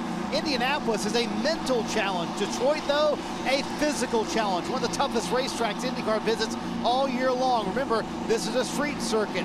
And he said that's going to be even more difficult with the rain. And starting 13th, it's going to be fun to watch the 500 champ trying to make his way through the field, Jan Meekus. And Marty, consider Alexander Rossi. He has unfinished business here. Last year in race number 2, he started from the pole like he does today. He led this race through much of it until sliding down an escape road and giving up the lead to that race. He's looking today, and he's gathered that momentum he's brought from the Indy 500. He says, I want redemption on this race, and it'll be difficult to do on a slippery track, Kevin Lee. And Jan, the driver he gave the lead up to late in that race last year was Ryan Hunter-Reay after finishing second in race 1 here last year, ending a 41-race winless streak for the former champion. And Ray Gosselin, his engineer here undercover, said, I think that was Ryan's best drive of his life. Now, there were a lot of strategy calls in play if it was dry, but Ray says still a lot of options here in the wet. Some will do 1 stop, some will do 2 stops. It's going to be fun to watch, Robin Miller. Kevin, we've had 5 different winners this year in the NTT Data IndyCar Series. Amazingly enough, Scott Dixon didn't one of them. He's got 3 seconds, a third. He's tied for 4th in the standings. I think he's kind of hungry, but he's tied right now. He's got 2 wins at this track. He's starting 3rd. He says, I don't mind the rain at all. He goes, we got our car much better than we had in Indianapolis when I got beat by Pagenaud. So Marty Snyder, we'll see what's going on. Left-hand side of your screen is the Honda 2-seater and former Detroit Red Wings forward, a 4-time Stanley Cup winner. Darren McCarty is riding along in the Honda 2-seater with Connor Daly. Connor's fresh from a great run in the Indianapolis 500. How is it, Darren? It's awesome. I'm going down the river right now. I got Connor freewheeling it. I can't think of a better thing to do. Exciting. Well, you sit there and enjoy the ride, and the track kind of is like a river. Yeah, it's pretty tricky here for Connor Daly probably to figure out what a 2-seater like. Oh, he just lights up the rear there. That's going to give you a sense. Look at how mirrored the finish is right there in the fountain. It's going to be slipping and sliding. I think we're going to see all kinds of chaos here on the opening lap. Keep a close eye on Simon Pagenaud. He was the rain master at the Indy Grand Prix. Really, that's what won him the race, was that rain mix. So he's going to be definitely charging through the field. He was so strong on the brakes in the rain at the Indy Grand Prix. We've got to keep a close eye on that. I wonder if somebody's going to take some risk and go with a wet setup to try to get track position. Even though the track might dry, you might sneak up on somebody on these first few laps, Paul. Here's one of the issues is down the front straightaway, there's a whole bunch of trees that overhang onto the front straightaway, as we see here, and these will keep the track, the moisture in the track, and also water dropping off the track as well. Can you imagine what it's like in the cockpit? with that spray? Well, we're going to take you there right now with the variety of onboard camera shots. This is the Gallagher onboard, the Carlin Chevrolet of British driver Max Chilton, who is a little further back in the pack. That spray will be plentiful. Wow, our first really good look at how treacherous the conditions are. How about the Gainbridge camera? And this point of view for Andretti Autosport's Zach Veach. He had a good qualifying effort. And then also from Andretti Autosport, this is the Auto Nation view for Marco Andretti. Felix Rosenqvist will give us this viewpoint with the NTT data camera. And Rosenqvist qualified very well. He will start 4th in the order. James Hinchcliffe, with thanks to Lucas Oil, gives us these shots. And then Santino Ferrucci, the Clydell manufacturing camera. He brought us so many terrific images last weekend when he won the Rookie of the Year at the Indianapolis 500. Graham Rahal, and with thanks to Fifth Third Bank, will give us plenty to get excited about. And I just can't stop looking at the track conditions. I don't know about how you folks at home. The Auto Nation onboard of Ryan Hunter-Reay. I'll tell you what, there is pretty good grip going into turn 3 on the asphalt, but these concrete sections are just brutal. There is no traction, front or rear, through this part of the track. We are on the island, and the trick today is to keep it on the island, and I mean keep it on the track. Don't end up down the runoff. Don't slide out and hit a wall. There is absolutely no room for error, so erring on the side of caution will pay off. But look at Herta, that thing steps out right there, very slippery. That looks a lot more encouraging, doesn't it? The weather has moved west to east, and we're just about ready to go racing. Keep this in mind. 4 of the 6 career wins from Alexander Rossi have come from where he sits now on the pole position. Everybody trying to build tire temp. You're going to try to spin the rears up and see if you can get those warm, and it's harder to get the fronts warm. You'll try to swerve and drag a bunch of understeer through the corners here, do anything you can to get them warm, but in about 5 or 10 laps, I'd expect everybody to try to find water and cool the tires. So it's going to be both ends of the spectrum here over the first 5 to 10 minutes. Look at all that haze there. The trees above there keep all that spray trapped on that section of the straightaway, so visibility down the front straightaway on the start is going to be really tough for these guys in the back to see. So we see the spray from the cars, plentiful supply. Marty, is it still actually raining? So to Townsend's point, will this dry out fairly quickly, and will they be looking for rain, or is it, looking for water on the track, or is it still raining? Lee, I would say at most it's sprinkling. It is not raining at all. In fact, the pit crews were able to kind of dry pit road. They're using squeegees to kind of get their pit stalls dried out, and that's going to change things for the strategists. As it dries out, they're going to have to pit a little bit earlier, and you look to the west, there's sunshine coming, so that's going to add another wrinkle to everything. Ceiling lifting, rain has stopped, but got to have those wet tires on for this start. Will we get through the first lap, fellas? No. I say yes. Okay. You're balanced. I say yes. So you're balanced, and you're disagreeing, which is normal. I know a lot of dinner tonight. I know a lot of these guys, and you know, a lot of them are hungry. They need a result at this point of the season, and I think a lot of these young drivers are going to figure out how hard it is to dance an IndyCar across wet concrete, because you can tell on the asphalt sections, the water's kind of soaked in. It's gone through the asphalt into the ground. On these concrete sections, the moisture is just kind of hanging on top. And I just drove the IMSA race here. I know how rubbered up it is. This is water on top of smooth, rubbered in concrete, and it wasn't very porous to begin with. The concrete's pretty polished here. So lights are out on the pace car. That means they're coming to green. Oh, and there's been a spin already. That's Zach Veach. You lost already, Paul. No, not yet. He's going to go to the back of the field now, and these guys are going to be starting, so he's going to have to wait it out. This is what happened to Zach. Oh, wow. He didn't even give any throttle. I feel like I already won a steak dinner. Well, he's going again, so. We didn't even get to the first lap. The question was if we made it through. We didn't even get to it. So does I'm that just trying nullifies it, right? I'm trying to break even here.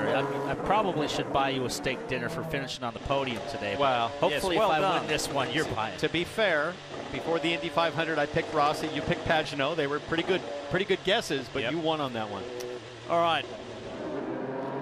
So we'll do one more lap with the yellows waving, but that really gave us, the Zach Veach incident gave us a window into just what the drivers are dealing with. No opportunity now for Zach Veach to come back and take his position. He'll probably have to file to stay to the back of the grid there. Look at the difference between asphalt and concrete. This is really the only big asphalt section of the track, and you can see there's really no spray coming off the tires like there is on the backside. So there'll be pretty good grip in this section on the start, and then it's going to be master of disaster kind of right there. They transition to concrete. By the way, top left of your screen, you may have noticed the clock has started. So the 75 minutes has already begun, despite us being under caution. Kev? Remember last week when we heard emergency mode for Colton Herta? Same distress signal just came for the number 7 of Marcus Ericsson. However, better result. He has now gone to emergency mode and he's able to shift. So far so good for the Aero SPM driver. Emergency mode is usually some sort of electronic issue that you basically try to reboot the system with all of the moisture. The car is sitting out in the wet. Sometimes the electronics can have an issue. So you're basically doing a reset of the computer on the car. And for Ericsson, it looks like it worked out.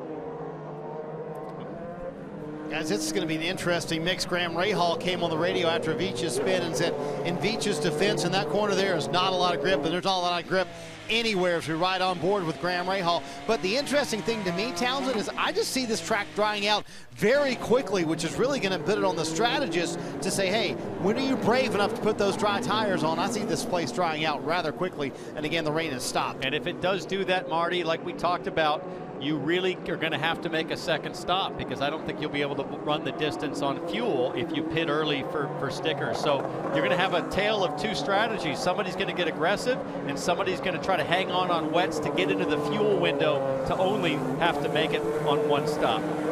Looks like we're going to get a green here. Yeah, well, the clock has started. The race has officially started, but now it starts for real. Green. Alexander Rossi leads this field to green finally. Joseph Newgarden, Scott Dixon, Pato O'Ward going to the inside on Ryan Hunter-Reay. They will tiptoe through these opening 2 turns to get a better feel for things. O'Ward at the top of your screen. Oh, then he got straightened out by O'Ward. He got sideways and hit O'Ward, and I think it knocked. Sato hit me. I think he knocked him into the wall. He said, did. Sato hit me. Oh no, this can't work out. Pagenaud on the brakes. He's a monster. Oh my goodness. Look at that. Sending it into turn 3, Pagenaud. Ed Jones was in on that action as well. Graham Rahal in the mix. Will Power is there. Back to a... Are we back to a full course yellow? Yes, we are. Winner, steak dinner. I'm buying dinner. Thank you. Hey, that was one of the easier bets I've ever made. This is Matthias Laced in trouble. Pato O'Ward was in trouble. And then we believe Santino Ferrucci may have been involved as well. This is the onboard for Santino Ferrucci. Back onto the asphalt, and then right here, concrete patch, no grip. Lace loses it, and Ferrucci does another great job avoiding contact. Awesome job not getting into that car as Lace loses it over the hump on that concrete patch, which is a bridge, and he just bumped it into the wall. Really not a lot of damage, just broke the front wing. But we go on board with Rahal. Look to the right, look to the right. That's Will Power. Oh, excuse me, pardon me, coming through. So the AJ Foyt Racing ABC supply car of Matthias Just the Laced front wing. wounded, heading back under caution, and just over 70 minutes remain. You're watching NBC's coverage of IndyCar, brought to you by the all-new Chevy Silverado, the strongest, most advanced Silverado ever. PNC Bank, make today the day. NTT, official sponsor and technology partner of the NTT IndyCar Series. And by Firestone, drive the tire that drives IndyCar legends. So a pretty wild start here at the Chevrolet Detroit Grand Prix, one of 2 races here on the streets of Belle Isle Park. Zach Veach spun coming to the green. he was able to get going again. And then once we did go racing for real, look in the top of your screen. Takuma Sato and Pato O'Ward. Back here with these guys, Sato slid out sideways and bounced off of Pato O'Ward, which straightened him out. And that really cost Pato O'Ward a bunch of positions. Watch this. Here comes the Tokyo Drift. Sato, big sideways, right rear into Pato, forces him, like you said, into the concrete. Have to think Pato has some damage on the right side. He's all the way back in 15th now, but I don't believe he's come to pit lane. 15th after starting a really promising 7th. What a shame for the young Mexican driver. Quick reminder that you can get even more IndyCar with the NBC Sports Gold IndyCar Pass. I know many of you have this already. You can watch every qualifying and practice live and on demand, and you can get it if you don't have it already by visiting NBCSports.com/IndyCar right now. Jan? And you were just asking the question about Pato O'Ward about damage, and you are correct there, Townsend. He does have some damage on the car. They have decided, however, to stay out. So, again, this is a case where you wait to see what happens. The damage, certainly he did make contact, but they have decided that we're going to leave him out for this time before we can come in, because obviously those repairs, they did lay tires out. We thought he was going to stop, but they decided to pass and see, once we get back to green, if it's drivable. Might have a slightly bent toe link. Sometimes you can get by with that if it's not too bad, Townsend, but if it's bent badly, the car will crab sideways.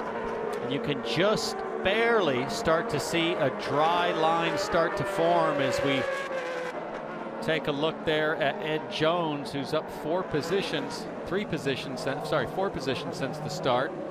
Currently sits in 10th in that number 20 ECR Scuderia Corsa car.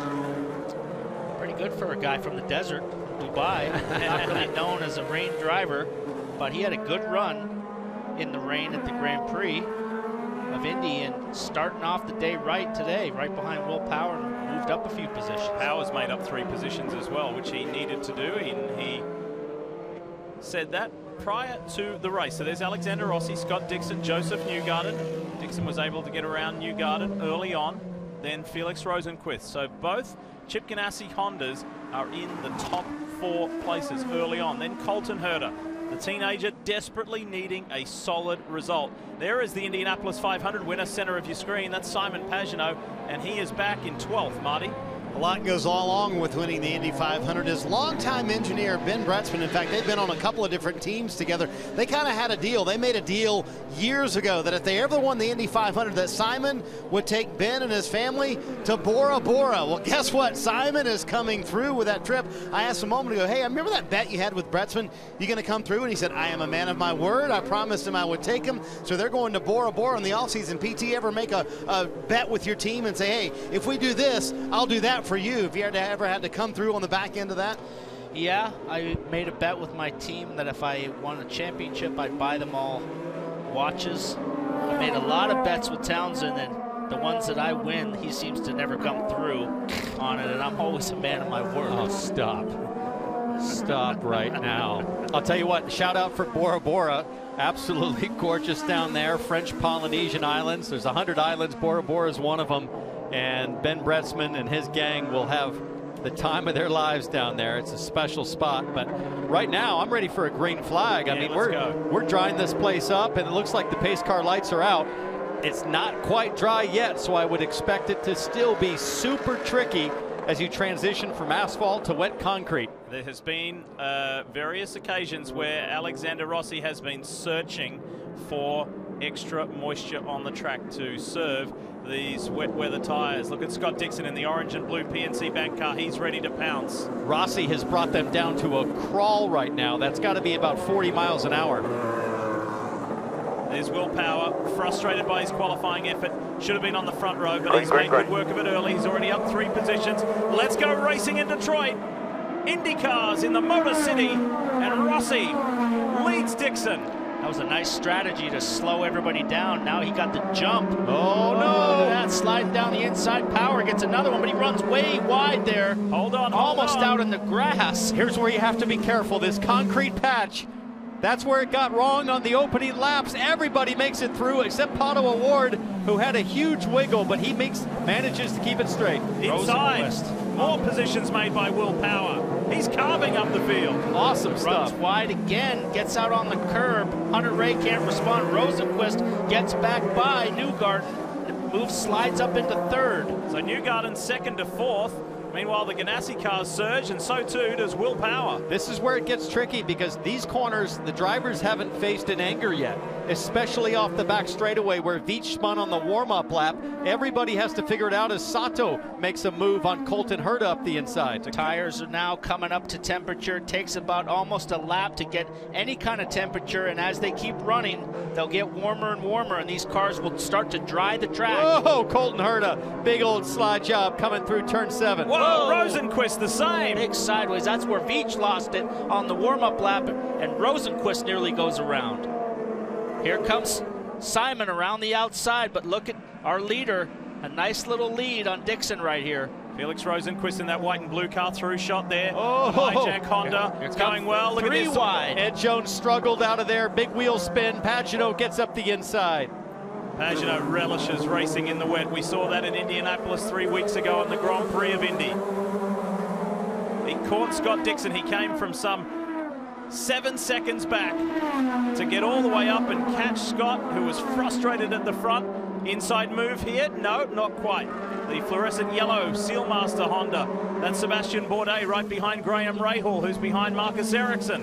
Rain alternate line, Bourdais using. I like that move. He was on the outside, trying to stay off of all that IMSA rubber, but look at Colton Herta. He's going backwards in a hurry. Will Power makes another position. Power is in 7th after starting down in 12th. He's the biggest mover since the start, and he's pressing hard to catch the back of Sato. Pagano continues his forward surge as well. The Indy 500 champ is up 3 positions, all the way back behind Max Chilton, and there is Zach Veach. They're now settling into a rhythm. However, keep your eye on that car, just gone out of shot. That's Takuma Sato in the Myjack Honda for Rahal Letterman Lanningan. He has been fantastically quick so far. Little wiggle there from Colton Herta. He's got Ryan Hunter-Reay in that yellow and red DHL Honda all over him. Herta's got no rear grip. Every time he touches the gas pedal, that thing steps out sideways as Hunter-Reay sawing at the wheel all the way through there. This is tough right here. Listen to how patient he is, and he exits on the right side of the track where there's not any rubber laid down for better traction. You're just searching for grip anywhere you can find it. Oh, he runs wide. Herta ran a little bit wide there, missed the apex. Hunter-Reay not able to capitalize on it, but we'll see here on the exit of turn 2.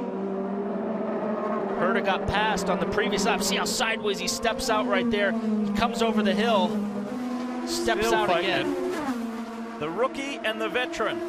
This is 7th and 8th. Colton Herta and Ryan Hunter-Reay. Meanwhile, Scott Dixon is not letting Alexander Rossi get away. Pagano on the inside of Hinchcliffe. Job done. Pagano from way back. He was a car length and a half behind, and that was his strength at the Indy GP. He was able to outbrake guys. So that gets Pagano up into 9th position around Hinchcliffe as Will Power now has caught the back of Takuma Sato, and he might make a move on the back straightaway. There's Pato Award in that bright blue Carlin Chevrolet ahead of Marcus Ericsson. A couple of rookies there. Take you back to the front stretch just a few moments ago. This was Marco Andretti on board. See what happens here. Oh, that's what happens. Pato Award saying adios, amigo. I guess that bent toe link is all right with him. Made a nice move down the inside.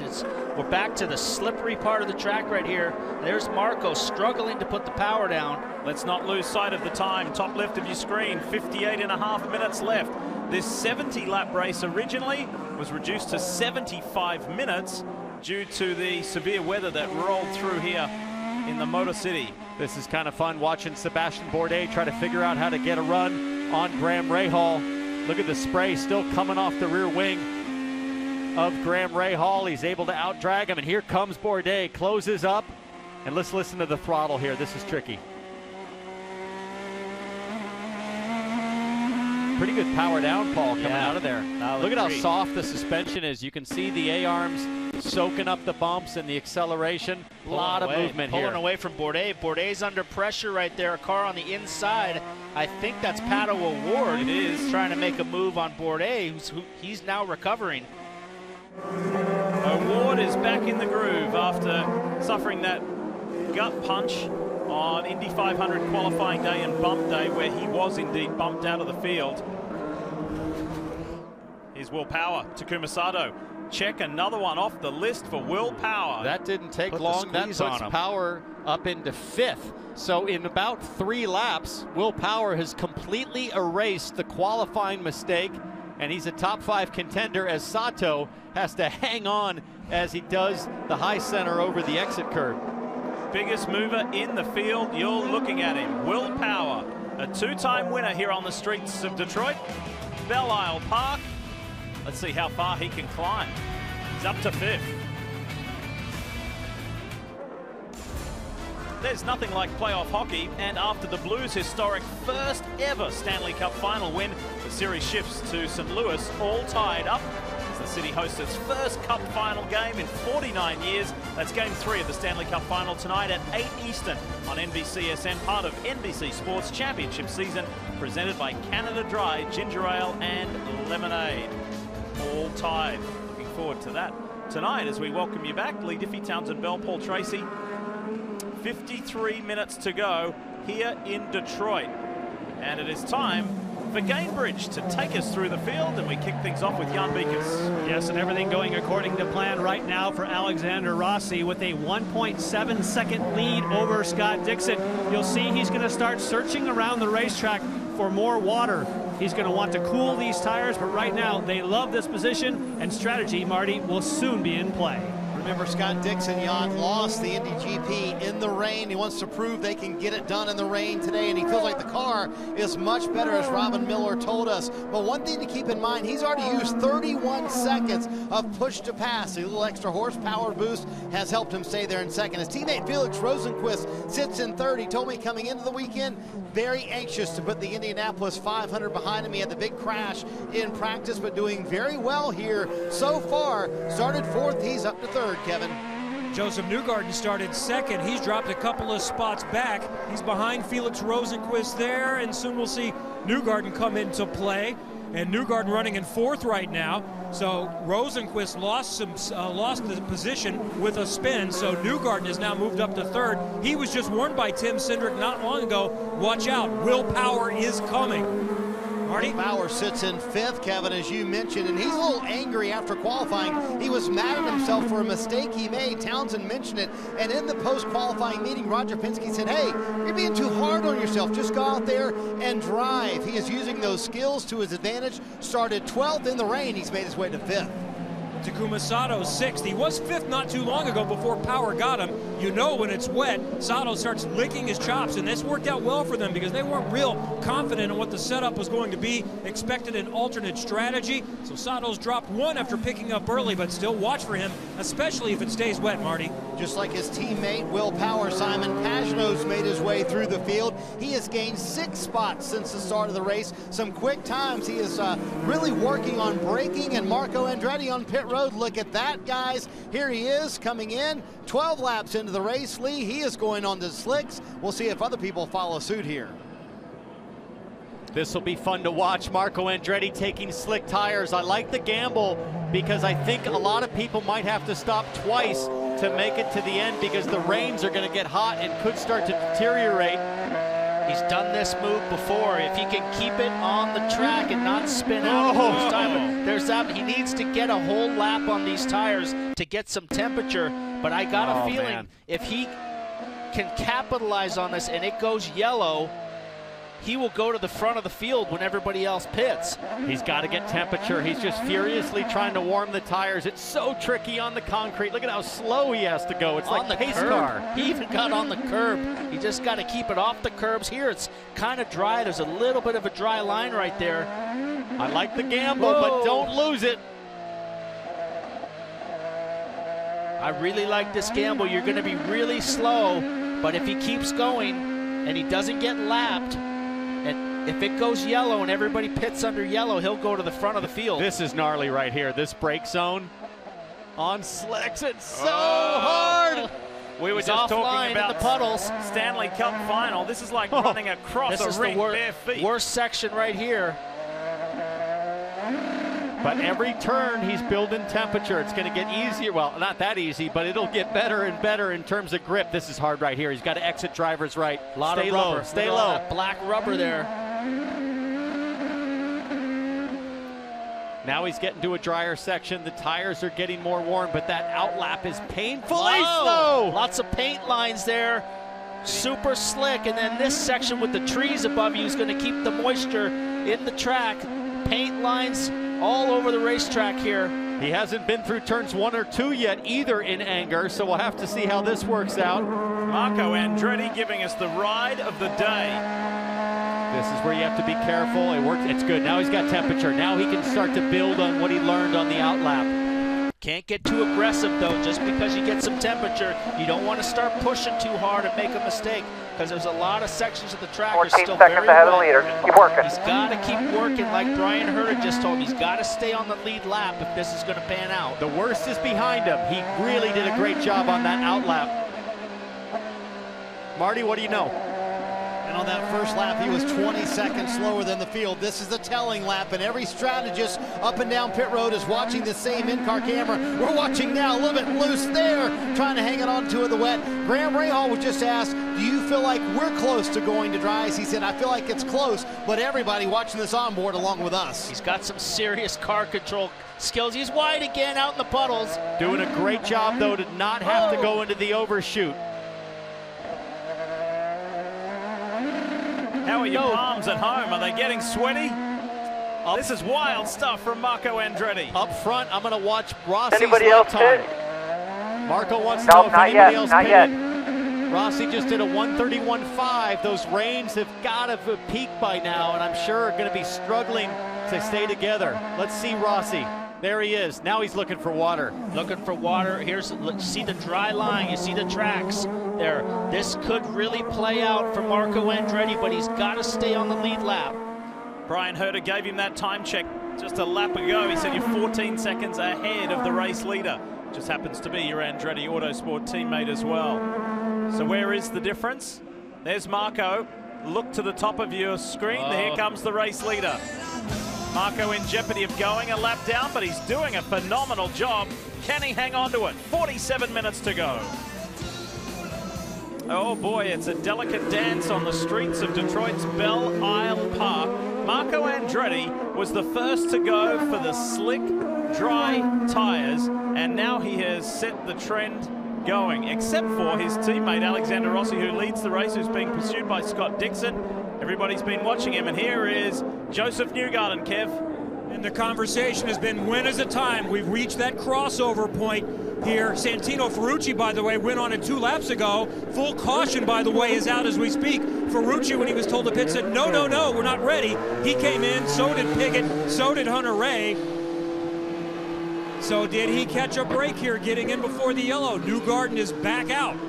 This big is going to put Andretti to the front of the field. So this is, who is this? Jones. Ed Jones from Ed Carpenter Racing, Scuderia Corsa in the barrier. He's trying to get refired. It's just a light touch, but this is big for Marco Andretti. Let's find out what happened to Ed Jones. Back straightaway, turn 7.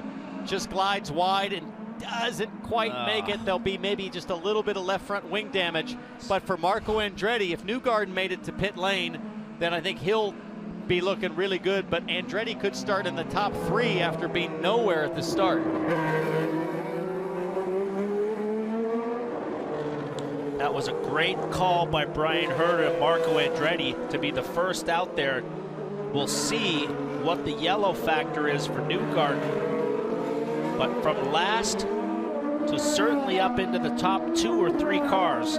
Well, the guys that are sitting pretty will be Newgarden, Ryan Hunter-Reay, Spencer Piggott, Santino Ferrucci, Zach Veach also made it to pit lane, and then Marco. Here are the Honda on the move climbers with Will Power, Simon Pagenaud, Pato O'Ward, and Matthias Lace making up 6. That's since the last restart, which is appropriate considering we're under yellow here. Pato O'Ward on screen in the Gallagher Chevrolet for Carlin Racing. And you know, the guy that could look really racy on this restart will be Ferrucci because he took res. And those reds might not last, but they might be really good on the first couple of laps. There's Ferrucci. There you see that Firestone red tire sidewall. These conditions, we know from practice yesterday that they are a lot faster than the blacks, but they fall off. But the track conditions right now are super cool. Low temperature, damp track. I think this option right here that Ferrucci went for could be the green ticket. Looks like there might have been a pass between Veach and Ferrucci that had to be given back, perhaps, under yellow. So now all these guys have got to do a pit stop under yellow. So everybody that went in early. And if you have a wet pit box, you're going to be really slow leaving. You're going to feel like Fred Flintstone there with your feet spinning. And I look down pit lane, there's a few pit boxes that look pretty damp and some that are pretty nicely dried up. I don't know why these guys are trying to cool the tires off. You're going to want them as hot as you can get them on this pit stop coming into your box. But here's this pass we were talking about that happened under yellow right here. I can see the yellow light just ahead, so it just came on right before Ferrucci made the move. Full course yellow. So Santino Ferrucci had to give that position back to Zach Veach. 40 minutes remain in race 1 of 2 in this duel in Detroit. Another qualifying session, another race tomorrow. This has become one of the marquee events on the NTT IndyCar Series schedule immediately following the Indianapolis 500. It is a tough week for the drivers, the teams, and everybody concerned after coming off the month of May. Huge workload, but this is what it's all about. This is going to be a tricky pit stop for all these guys. Crowded pit lane, small pit lane, wet, going on to slicks. And let's remind you of the cycle. Marco Andretti is in 21st position, while all of these cars ahead of him come to pit road for dry tires. We'll update you on where Marco turns out on the rotation. And this is obviously going to be exciting stuff. And don't forget that Ryan Hunter-Reay was another one of those drivers. And wow, that was a quick stop for Alexander Rossi, Marty. Will Power in his stall, putting on those primary tires a little bit longer. They didn't get the Loctite on the right front. You see him saying no, not tight. Scott Dixon leaves pit road. Power won the race off pit road, but again, that lug nut not tight, and there goes the right front tire for Will Power. They dropped the car for Will Power off the jacks before the right front was done. The crew guy. How we do anything right? The crew guy knew it too, and he said no. He had a problem getting the wheel on the car, and then the car dropped before the nut even went on. He went You'll back see for a it second right no. here. Watch this guy on the outside front right here. He goes, it's not on. And then he goes again, the car's on the ground, and it's not on the pegs, and he's saying no, no, no. And he went to the pit lane and turned and hit the wall coming out here. Look, boom, hits the wall. Because he's on 3 wheels as he's trying to make the turn. Oh, no. But that's the anxiety of pit lane. There was a little bit of a bobble. And once again, for that 12 team so far this weekend, it's like they're under such pressure, it seems, to pull off a miracle. That is so un-Penske-like. Luckily for Power, he'll probably be able to make it back, but he'll be at the back of the field with really no more pit stops required to make it to the end. So Newgarden stopped. He was in the lane right as the yellow came out. He had his slick tires on, and he was serviced and sent and cycles to the front ahead of Alexander Rossi and Scott Dixon. So let's hear how Joseph Newgarden combined his drive with Firestone tires to create a winning combination. And check out more on The Driven at FirestoneTire.com. We have Firestone, which is the best. They're so good at getting the most out of their equipment and working with the drivers to always make it better. We've got that yin and yang where they push and we push them back. That fierce friendship is what drives things forward constantly. You're watching NBC's coverage of IndyCar, brought to you by Honda, an official vehicle of the NTT IndyCar Series. Fifth Third Bank, official partner of Rahal Letterman Lanigan Racing. This is banking, a Fifth Third better. And by Gainbridge. Gainbridge, grow your savings with confidence.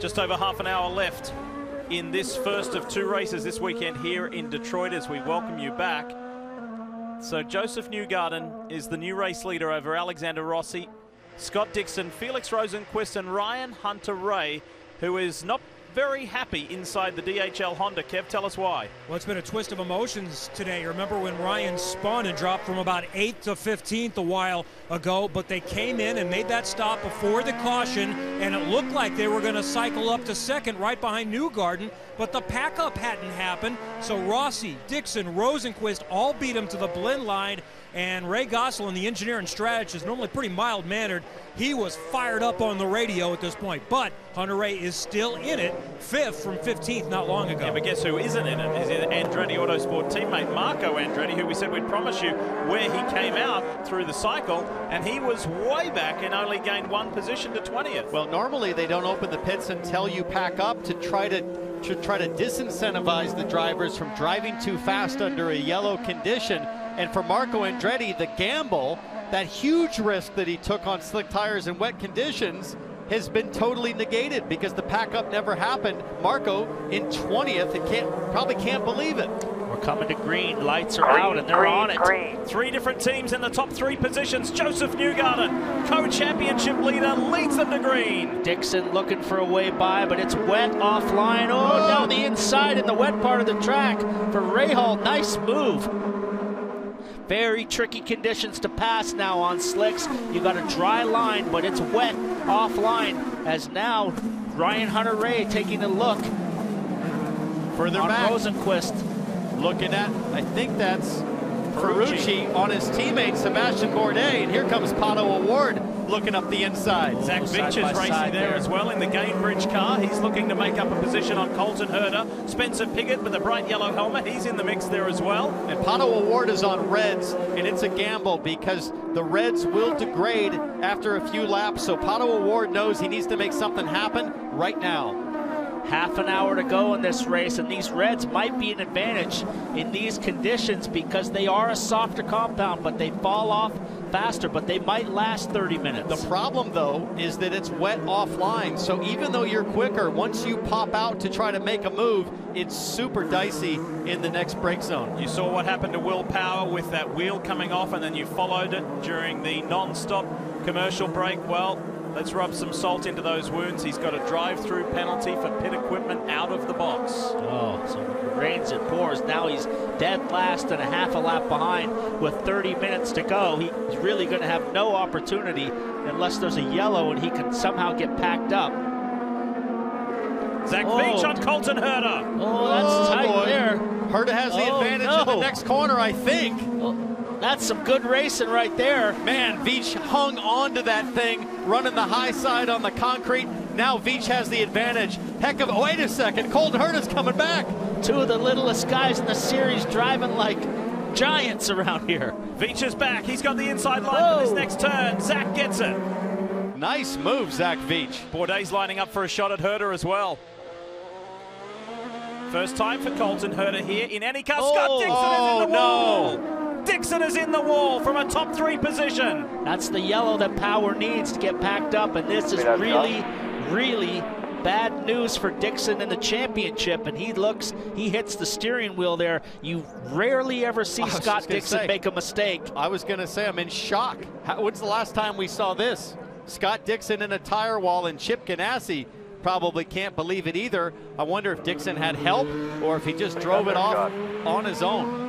With Newgarden up front, Rossi is championship contenders. This is a bad situation, but here's the replay, and he just got wide, got out of the groove, and then on those slick tires, nosed it into the tires and stalled it. There's Chip Ganassi, center of the screen, team principal, team owner. That's a very rare sight. Looks like Dixon's trying to get out. You just don't see that from the 5-time and reigning series champion. 2-time winner here on the streets of Detroit. It's over. Oh, wow. For race 1 for Scott Dixon. And I can only imagine... Must be bent suspension in the front, huh? If you guys think about last season and how Dixon was living in Rossi's head going into the last race, I feel like things have reversed. Scott Dixon trying to figure out what can I do to hang on to the back of Alexander Rossi because Rossi's been so quick. What a shame for the champ. Dixon out.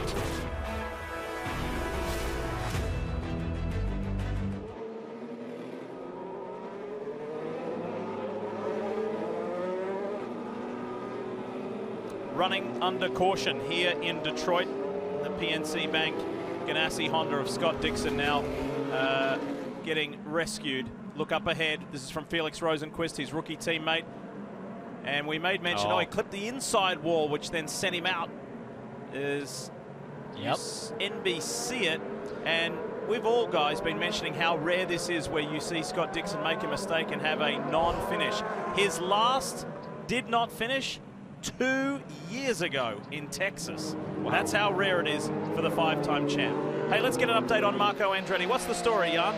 Well, you were talking about, and Townsend rightly pointed out, that those cars that did not get the pack-up, because we had forecast that for Marco Andretti, with that incredible drive that he took us around on those slick tires, that he should have worked his way, like Ryan Hunter-Reay and others, to the front of the field. But when that pack-up didn't happen and he lost all those spots, he has since come into the pits to make a pit stop. So that is why Marco Andretti is currently in 18th position, because his strategist, Brian Herta, said as soon as we realized that we didn't get the pack up that we wanted, we went ahead and pitted to be sure now we can make it to the end of the race on fuel. Good update, Jan. Thank you. And I'll promise you Marco Andretti will want some discussion and some answers from race control, because the gamble, I mean, such a huge risk. If you think about how treacherous that outlap was for Marco Andretti, it was all for naught. But up front, Newgarden, who's led 8 of the 26 laps so far, is sitting pretty. Need to let you know that in a few moments' time, we will be switching to CNBC. You'll get your local news on NBC, but we will finish off this 20-plus minutes of the first race here in Detroit on CNBC, just before the top of the hour, as we show you the Chevrolet driver update. Spencer Pigot, who has made really good progress, and he's running in 9th position overall at the moment. How about the race leader, Kevin? Well, unfortunately, he's not fully sitting pretty at this point because Team Penske did not get a full fill on the last stop, so it's going to be close. They likely want another yellow, a couple more laps of yellow to be able to get it rest of the way home, so not done yet. Newgarden is going to have to save up front, and he's got Rossi, angryism, right behind him. And those track workers, Paul, are fixing the barrier over there in turn 6. There they are. Yep. But who do those guys work for? Well, these guys do a good job around here getting this track ready, but we know that the Chevy makes a lot of power, but its drivability is not the easiest. The Honda gets really good fuel mileage, and it has really nice drivability in these kind of conditions. So this is going to be really interesting to watch. These two, Chevy against Honda, here in the Motor City, of how you navigate this still damp track, Jan. Yes, and here's the situation for Alexander Rossi. It is much better than Joseph Newgarden. They did get a full load of fuel, and even at the first caution, Rob Edwards said on the radio, we can make it to the end, and you can do that. You can do that skill, use that skill that you become so known for, which we know is saving fuel. Now, this was before this yellow, so now with this caution, what that means, Alexander Rossi has plenty of fuel, and they're well aware, because they listen to our broadcast and they listen to Team Penske, that that may not be the case for Joseph Newgarden. 113 seconds to push to pass, but for Joseph Newgarden, 150 seconds. As he uses the push to pass, Newgarden's going to burn more fuel, so it could be close to the finish, and we'll have to monitor things, and I'm sure down on pit road they'll keep us updated, Kevin, with what's happening as we get to the closing stages. Lights are out on the Chevrolet pace car and ready to go racing. By the way, the guys are talking about the push to pass, 150 seconds allocated of the push to pass here today and tomorrow. You can use it in 15-second disbursements. And we've got just over 20 minutes left. Remember, just before the top of the hour, In a few moments' time, we'll be switching to CNBC to finish off this race after severe weather came through the Detroit area and kind of put us on the back foot and on delay. And the race went from a 70-lap race to a 75-minute timed race. So local news coming up at the top of the hour, and we'll finish this off at CNBC as we are coming to green. Great overhead shot, as you can see the dry line very definitive now, still wet offline, but that offline dampness will widen as the rest of the track dries. Here we come. Who's ready to make a move? Who's happy to dance in that dampness there on the edge of the dry line? We're about to find out. 21 3/4 minutes to go. Joseph Newgarden, co-championship leader, sees the field to green. Rossi right there in his tracks. If he can get a good run off of turn 2 right here, he might have an opportunity and use that push to pass. Newgarden with a brilliant exit over that treacherous turn 2 concrete patch. And it looks like Newgarden made it happen. There's a pass happening here, though. Takuma Sato. And Pagenaud making a Hunter move. Ray runs wide. Pagenaud's going to go for another one. It's Graham Rahal. Look at Bourdais and Colton Herta side by side. The bright neon yellow car makes a move on the white and green car of Colton Herta, and Pato O'Ward's trying to force his way through. I'm not sure who's flying this helicopter, but the guy is a beast. This is terrific coverage from overhead. Sideways for Hinch coming on the back straightaway. Here comes O'Ward, side by side with former Indy Lights teammates from last year. O'Ward's gonna send it. No. Great racing on the restart. Now, as we've been saying, if you want to see the final 20 minutes, grab the remote control and switch over to CNBC. CNBC now to finish off race 1 here in Detroit. Meanwhile on NBC, your local news is coming up.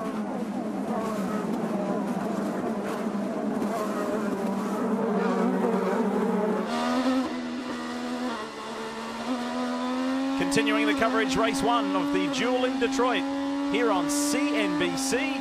Final 20 minutes coming up as we ride with Max Chilton. All right, let's get it to Marty Snyder. Marty, who are you with?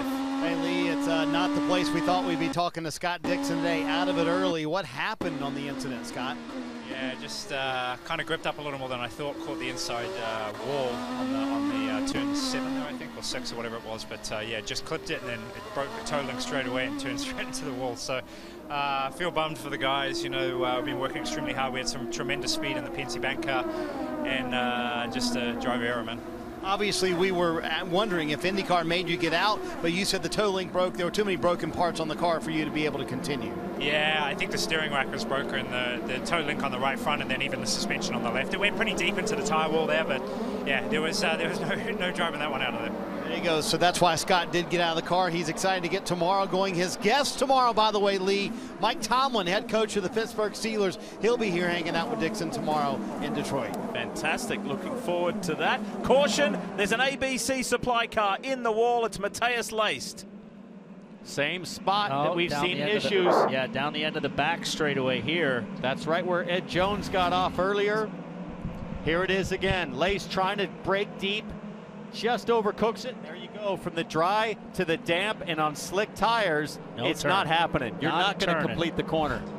Yeah, as soon as you get off in that damp section and hit that puddle, the front end's just taking off and you're going for a ride. And that's going to make it really hard, Townsend, for any of these guys to pull off a pass because you're going to have to go in the wet part. That's the issue. Kevin, what kind of update can you give us on the 2? Well, I think they're safe now, and even without this yellow, Tim Cindric started sounding more and more confident as he gave the fuel numbers in code.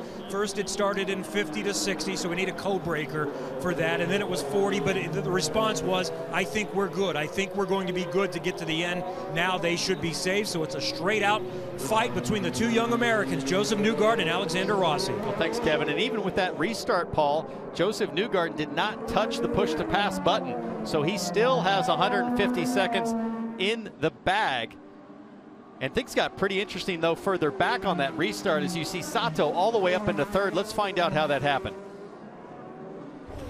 Take a look here. Nice overhead view, and He just makes a nice pass down the inside on the brakes in the damp part of the track, locks it up a little bit, opposite lock, but still on the dry line, and Rosenqvist has really no option but to give up. You see here, he sees him, he's looking at him, and for Sato steps it out sideways and pushes Rosenqvist wide right there. For Takuma Sato, we had a very measured, mature Indy 500, solid third place, but no attack, no chance is the mission statement for Sato, and there was no way he was going to go 2 races without sending it somewhere sometime. He sliced it down the inside like a hot Ginsu knife.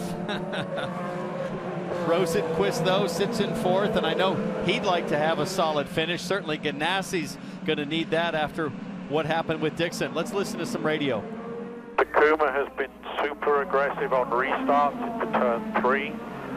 So we'll need to watch for that on the next restart. Super aggressive into turn 3 on restarts. And that's where Sato made that pass on Rosenqvist. Track continues to dry. Sun is out in some sections there. I like how Rob Edwards really gives Rossi all the information on everything going on. So we see the Speedway lap leaders, Rossi for 18, Joseph Newgarden for 13 laps. Get an extra point for most laps led, so this is going to be close. Rossi needs to make a move on this restart. Think about that extra bonus point too that Joseph Newgarden got for being on the front row alongside Alexander Rossi in this unique qualifying format for these 2 races here in Detroit. We keep a watchful eye on the clock, top left, 15.5 minutes remaining. What a day it's been here in Detroit. Get to do it all again tomorrow, so, and in good weather. There's Matheus Leist's car back on pit lane. No driver in the cockpit, though, but they've got it out of harm's way as race control works hard to get a restart going here. Lights are out on the pace car. No, they're still on. 5 cautions we've witnessed today. Remember that the race actually started, the 75-minute countdown clock started under caution because of those really treacherous conditions to begin the race. Tire barriers fixed, that's what we're waiting on. So one more time around and they'll be coming to the green next time. Lee Diffie and Paul Tracy with you, and in between PT and myself, the man who finished on the podium in the IMSA WeatherTech GTD sports car race just a few hours ago. Townsend Bell, how do you feel about that? Good? Pretty good, actually. You know, we started 5th. Frankie Montecalvo, my teammate, did a great job. Worked us up a little bit, and then pit stops were brilliant. And Jack Hawksworth made a huge restart for me and checked up the field. I was able to get past a car for a podium. So nice way to finish off the Detroit visit in sports cars. But for a lot of these drivers, they're going to want a whole lot more than, say, Santino Ferrucci, who sits in 15th position. There's Graham Rahal. Where does Rahal sit right now? He's up in 7th. I think you're going to see huge aggression from Hunter Ray, Graham Rahal, Hinchcliffe. They know this is the golden opportunity to make something happen. Well, I tell you what, you know who's set for his best result of the year? Well, we're just on board with him with the Gainbridge on board. That is Zach Veach. He is sitting in the top 10. He's 9th at the moment. His best result of the year has been 2 12th place finishes, and most recently in the Indy GP of Indianapolis. So go get him, Zach. Heading in the right direction. He's been racy. He took some good risks. Well executed. Lights out, guns out. Time to go. I'm going to look for that yellow DHL car. I think Ryan Hunter-Ray is going to be a little frustrated. Didn't get that pack up like he expected. He's going to look to make something happen. How about Felix Rosenqvist racing for a podium? Racing for a podium against Takuma Sato, who almost won his 2nd Indianapolis 500. I'll bet Hunter Ray's been watching how Sato kind of muscled Rosenqvist out of the way, and he's going to look to pounce. Further back, you've got Rahal and Pagenaud as well. Just remember, 3rd car in shot drives with the philosophy of no attack, no chance. Watch Takuma Sato and Alexander Rossi, his old Andretti teammate. Coming around to finish the lap and to see green. Green, They're going. They're green. gone. Let's do it. But Newgarden very much rolled on the throttle and left the door open for Rossi to get a run. Rossi right there, but he's got to get a good shot off of turn 2. He's real close here and use that push to pass. Up and over the most treacherous part of the track, clear. Clean. Everybody has a chance here. Look at how tight they are. Here goes Deep on the Sato. brakes, Sato. He tries again on the wet line. Thought about it, then thought twice. Here's Rosenquist on Sato. That's not gonna work there. That was as close as you get to crashing right there. And now Ryan Hunter-Reay. Oh. He said, what was that? You're not getting in that corner on me. No, he's not going to. Is Hunter-Reay with a big moment. Here comes Pagenaud. Got to run. Here comes the Indy 500 champ. He's coming. He's good on the brakes. We know he's really good, but nowhere to go. It's very wet, and that's a pretty quick corner. Good to see the Arrow, Schmidt, Peterson, Honda, and James Hinchcliffe. He's in the mix. On the right-hand side of your screen, there's Hinch, top of your screen. So he's tucked in behind Graham Rahal and Simon Pagenaud in the top 10. Take a look at this. He gets a run down the inside, but he's on the wet part of the track, and Sato just turns in on him. Well, I wouldn't say he had much of a run, Paul. Sato really had a decent exit. Rosenquist had all of about half an axle up on Sato, and that's just not enough for that corner. Watch the clock. Less than 11 minutes remain. Ryan Hunter-Reay sits 5th at the moment. Tires are up to temperature now. You can see these cars are running a lot faster than they were in the rain. Graham Rahal with a good recovery drive after he felt he had a shot at maybe even a top 3 at last weekend's Indy 500. We're on board the 5th Third Bank Honda. Rahal 7th.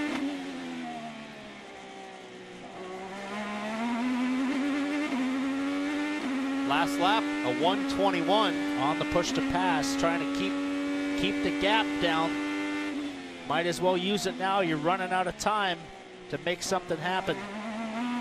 Like you said, Paul, just nowhere to go if you have a run. But I think turn 3 is the best opportunity because it's dried the most left to right, laterally across the track. You've got 2 to 3 car widths, I think, to work with, which Sato demonstrated very handily already. We're going to skip away from Belle Isle Park just for a moment. When we come back, we will take you all the way to the checkered flag, the closing minutes.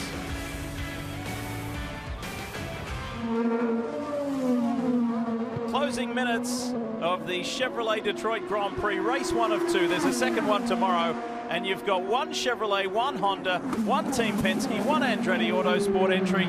It is Joseph Newgarden and Alexander Rossi head-to-head for the win in the closing 7 minutes. But I'll tell you, there's only one Alexander Rossi in terms of aggression with a win in sight. Rossi absolutely wants to right himself after the Indy 500, where he felt like he deserved to win. They did everything they could. Pagenaud was the stronger one. It was a Team Penske car in the end, and you can see Rossi's roll bar blinking green. That means push to pass. He's pressing. He's coming, Paul. Tim Cindric giving Newgarden all the information of when Rossi is on the push to pass, because he is all over the back of Newgarden. Newgarden, 77 seconds left. Rossi, 74 seconds. Sato, 107, but I think it's going to be between these two Americans to settle this in Detroit. Yeah, there's a pretty decent gap back to Takuma Sato, who's still getting worked over by Felix Rosenquist, who's in search of his first ever IndyCar podium. Bumping overtake, now he's off, 5 to go. That's the voice of Tim Cindric, president of Team Penske, updating his driver Joseph Newgarden. Car's good in 1 and 2, pulled a bit of a gap on Rossi right there. He's on it. He's still on it. He's off. This is Felix Rosenquist in the NTT Data Honda. For Chip Ganassi Racing, his teammate Scott Dixon crashed out. A really rare sight. And that's Takuma Sato up ahead. So bottom right is the fight for the win. Top left is the fight for the final step on the podium. Oh, look at Sato. Big old wiggle. It was followed by Rosenquist with some oversteer as well. These two are right there with each other. Rossi There's is about much 5 stronger. or 6 laps to go. Rossi is much stronger in this section of the track, but Newgarden is able to pull a gap in the turn 1-2 section.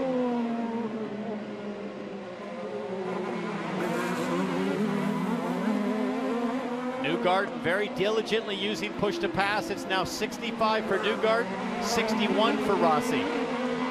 Every time Rossi touches that push to pass, Tim Cindric lets his driver know. On the overtake. You just heard it.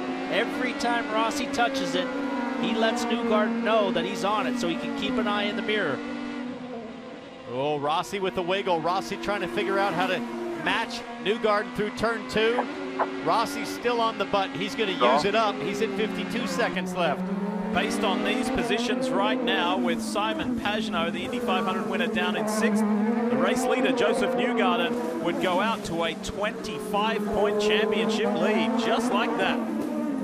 Last lap for Newgarden, a minute 16.9. Rossi, a minute 16.9. Easy overtake all the way down the straight. He's on it. These guys are back down to lap times like what we had when it was fully dry. Even though it's damp off track, that line is fully dry now. They're down into the 40 seconds. Newgarden's got 47 seconds of push to pass left. Rossi 45. They're going to use it all the way to the end, last 3.5 minutes.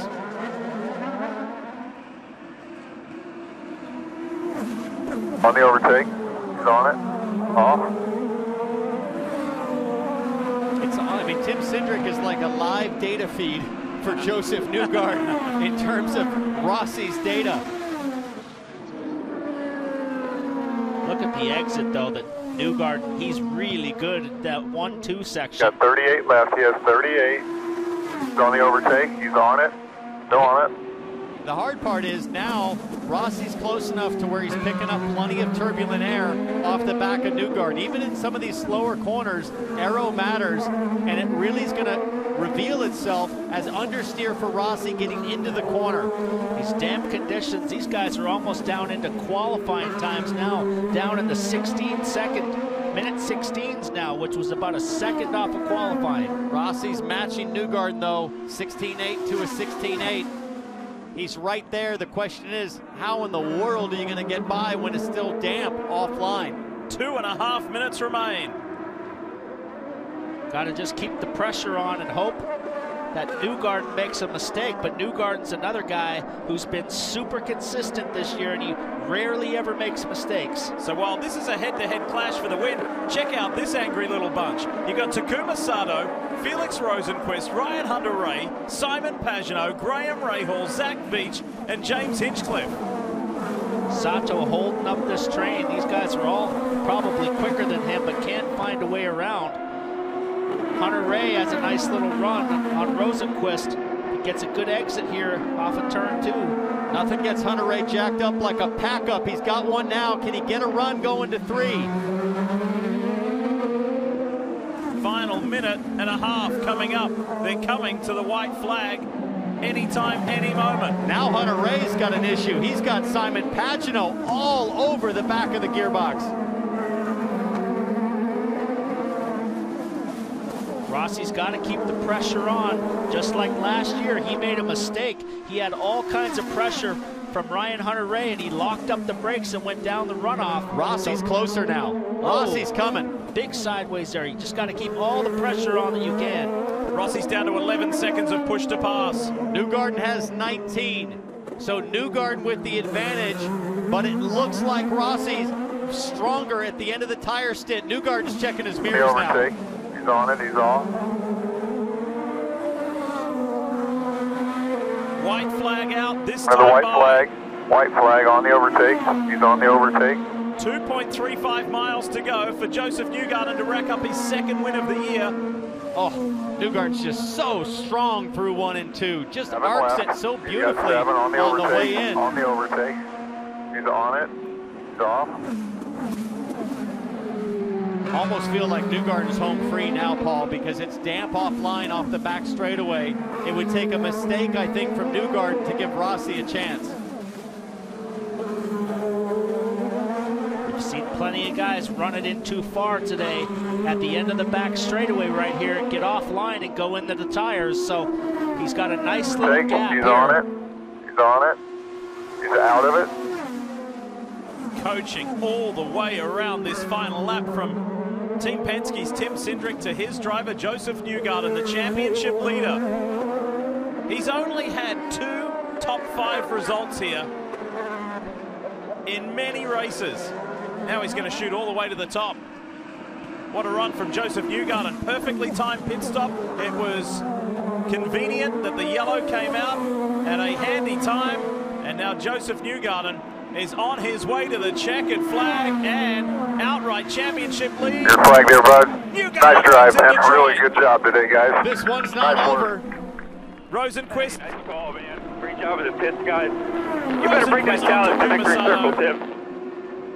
Doesn't quite get it and done. Mr. Numa. You know, Mr. Numa's third place finish. Another third place finish for Sato after doing it in Indy. Great day. Nice job, guys. And all calm for Newgarden on the radio with Cindric. They just did a great job, but they're going to have to queue up, freshen up, and do it again tomorrow. Both of Joseph Newgarden's wins this year have come on street circuits. St. Petersburg at the season opener, and now this is his very first win on the streets of Detroit. And after winning the sports car race earlier today, Kev, the captain's guys have done it again. Yeah, exactly, Lee. Roger may win awfully good, and now you're 2 for 2 in June with the WeatherTech Series and here today with Newgarden. Well, what a run. The one in between Rossi and certainly Joseph did a great job there at the end there with the weather, and you got offline at all, you'd be in trouble. We're just thankful the people had a chance to see this race. Great for our team here. A hometown race. We're on a roll. I know it's very special. The Indy 500 is everything, but next to that, it's here in his hometown of Detroit for the 8th time Roger Penske has won here, Robin. Tim Cindric made the call. Nice call, just like St. Pete. Put him in front. He stayed there, withstood great pressure. What made you bring him in when you did? He did a great job. You know, it looked like we needed to either pit that lap or the next lap. And typically when those guys start putting on dry tires and it's wet, there's a caution at some point in time. So you're trying to get in as early as we could. Obviously, guys are looking at how much fuel they have or don't have. But, you know, for us, we wanted those guys to stay out a couple more laps, and we dove in, and it just happened to work out that way. And he did a great job holding him off, obviously. And the yellow helped too at the end. It was going to be pretty close. It was going to be close. You know, the yellow, we could have made it before the last yellow. We were going to be okay, I think. The question, we could have probably come in and topped off and maybe beat those guys out on the first caution, but decided to keep our track position and just see what happened, because I think they might have beat us, you know, out of the pits. So it was going to be close. All right, thanks, Tim. Lee Diffie? Well, very similar in terms of a great call at St. Petersburg and a great call here too. Quite timely. Joseph Newgarden came into this race co-championship leader. He now sits there with a 25-point championship lead. Awesome performance. I think that was Penske Corporation President Bud Denker just diving in there to give Joseph the fist pump. Nice run. And for the second week in a row, Alexander Rossi says, I followed a Penske home.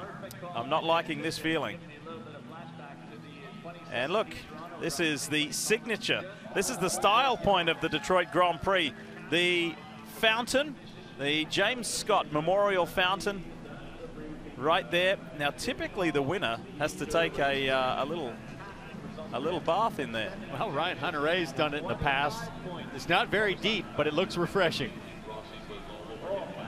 Marty's right there. So many question marks. He had to save fuel. In fact, he ran out of fuel trying to get back to victory lane. That's how close it was for Joseph Newgarden. You also had Rossi chasing you as well, a wet line and a dry line. So how disciplined did you have to be on that final run? Well, how about that call from Tim? You know, it was the perfect call to get us the position that we needed. I was hoping it dried up. I thought that would give us a little bit more opportunity to do something. But our Chevy car was awesome. I mean, look, the Chevy engine was perfect. I had the fuel mileage I needed, I had the horsepower, the drivability.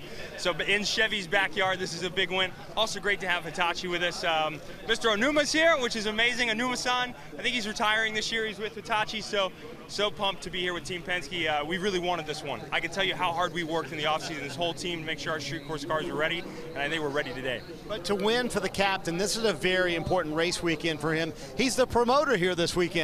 They do an amazing job. Bud Denker puts on a great show. You know, everyone that works here, all the thousands of volunteers. I think they have 1,200 volunteers that come work this thing. So thank you to the volunteers that put in all the work. They're here with a smile, making sure people have a good day, even when it's raining. But they do a great job. You know, to see Belle Isle just improve every year. It's amazing since I started in 2012 how this island has just grown and become so much greater, in my opinion, for people to come visit for Detroit. So awesome city, awesome event. So glad we could win. I feel pumped for Team Penske today. You know the tradition, right? The fountain is open. You going for a dip? I mean, we got a race tomorrow, so I'm going to talk to the boys. Tim's got the chalice today, so he better bring it. Guys, Tim's the chalice guy this weekend, so we want to race. It's a good day, man. It's a chalice of excellence. They give it out on the 2 team. I don't know. I think these guys may talk him into a dip in the fountain. That'd be fun to watch, wouldn't it, Lee? Hey, that might help with the recovery process because apparently it's pretty cold. There's Bud Denker. You heard Joseph acknowledge him, the president of Penske Corporation. Merrill Kane there from the Detroit Grand Prix on the public relations side of things and long-time Penske team member. So it looks like this, PT, from all square coming in to 25 ahead. Absolutely. Double points race this weekend with 2 events, so everything changing quickly. But Pagenaud came into this race tied, now 25 behind. But Rossi's still trying to get to that top box. Luckily for Scott Dixon, as Takuma Sato sits in 4th for Scott Dixon, minimize the damage points-wise, still sits top 5 in the championship. Will Power 6, Ryan Hunter-Reay sitting there in 7th. Alexander Rossi 2nd in the 500. Alexander Rossi 2nd here today in Detroit, Jan. Yes, but when you're the leader, you can't really take the same level of risk as people was behind. And for Joseph Newgarden, he pitted just before caution, which you can't forecast. But for you did everything you could today. Yeah, these yellows are tough, man. I mean, it's part of the game in IndyCar, and it's the same for everyone. But we had a really good car in the wet. We were able to control the race, control the gap to Scott, and then track position on a one-line track because obviously there was only really one dry line. There was not much I could do. I think obviously Joseph did a good job. I tried to push him into a mistake that didn't come, but it's hard. I mean, I'm frustrated. I think we had the best car again today. The Napa and Andretti Honda boys did a really good job, but ultimately, for one reason or another, we're not on the top step of the podium. All right, well, remember, he's got another chance. He has a fast car, and it's a chance in race 2 tomorrow, Kevin. And Jan, once again, Takuma Sato entertained us. 2nd straight race, he finishes in 3rd, and 2nd straight race, you entertained us. Tell us about your drive today up to that podium. Yeah, the qualifier wasn't particularly happy with it. Grumman and I both struggled, to be honest, over 2nd off the pace from the leader, which was a little too thick. But I think the rain helped us a lot to gain a position at the start. That was a fun battle through the field, and in the end, the dry wasn't quite get to the first 2 guys. But then I think the 3rd place is well earned for the team effort.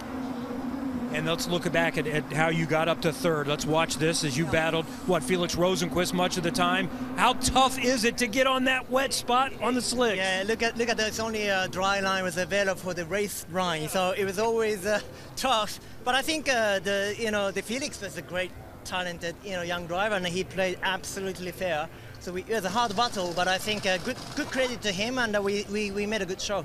Well done. 4th in the championship, Takuma Sato, Jan. And a very tough day, obviously, for Will Power. We know in qualifying it didn't come together like you wanted, and then a pit stop, miscue. You were on the radio saying, why can't we get this done? Now you have a chance to rebound for tomorrow. How do you do that? Yeah, we just got to do it. Simply, just got to go out there and execute in every way. And been a lot of little mistakes this year, whether it's some strategy, whether it's me making a mistake in the race or qualifying. Just terrible. Like we need to do a better job. I need to do a better job, and we've got a chance to do that tomorrow. So very disheartening. No matter what I do this season, it just won't go my way, but sometimes life goes that way, and just, people have it way worse than I do. I can tell you, like in the world, I can't complain about my life. It's great. I get to be a race car driver, so you can't complain about my job, but I would love to win a race. All right, thank you, Will. And remember, that's one thing about the duel in Detroit. He gets that redo in a matter of hours. It feels quite bizarre, though, when we have just witnessed round 7 of this year's championship as we show you the results. And Will Power has had just a solitary podium this year. I know it sounds doom and gloom, and it certainly was a gloomy day, but there was a glimmer of sunshine in Will Power's voice, and I think he'll sleep well tonight and come back swinging tomorrow. I'm excited to see what happens in race 2, Paul, as we look at these results. And a lot of drivers will be looking to do way better, like Graham Rahal, who comes home 7th. He was quick in practice, and further back, Colton Herta's going to be hungry tomorrow. Yeah, he definitely struggled today in the rain and kind of was losing positions, but finally a decent finish for Ericsson, and O'Ward looked like he had a good run going, but stalled out on that wet, dry line, couldn't get by. Well, Belle Isle has turned it on again, even if it was a shortened race, just 75 minutes of action this afternoon. And it's looking good for tomorrow, by the way, if you were wondering what the weather forecast was. So it'll be 70 laps, full race duration for round 8 of the NTT IndyCar Series for 2019. Quick reminder, tonight on NBCSN, the Bruins take on the Blues in Game 3 of the Stanley Cup Final. That is all tied at 1 apiece at the moment.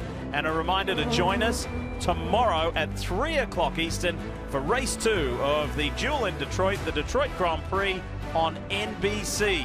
That's 3 o'clock Eastern on NBC. We'll see if Joseph Newgarden can do the double in Detroit for Roger Penske. See you tomorrow at 3.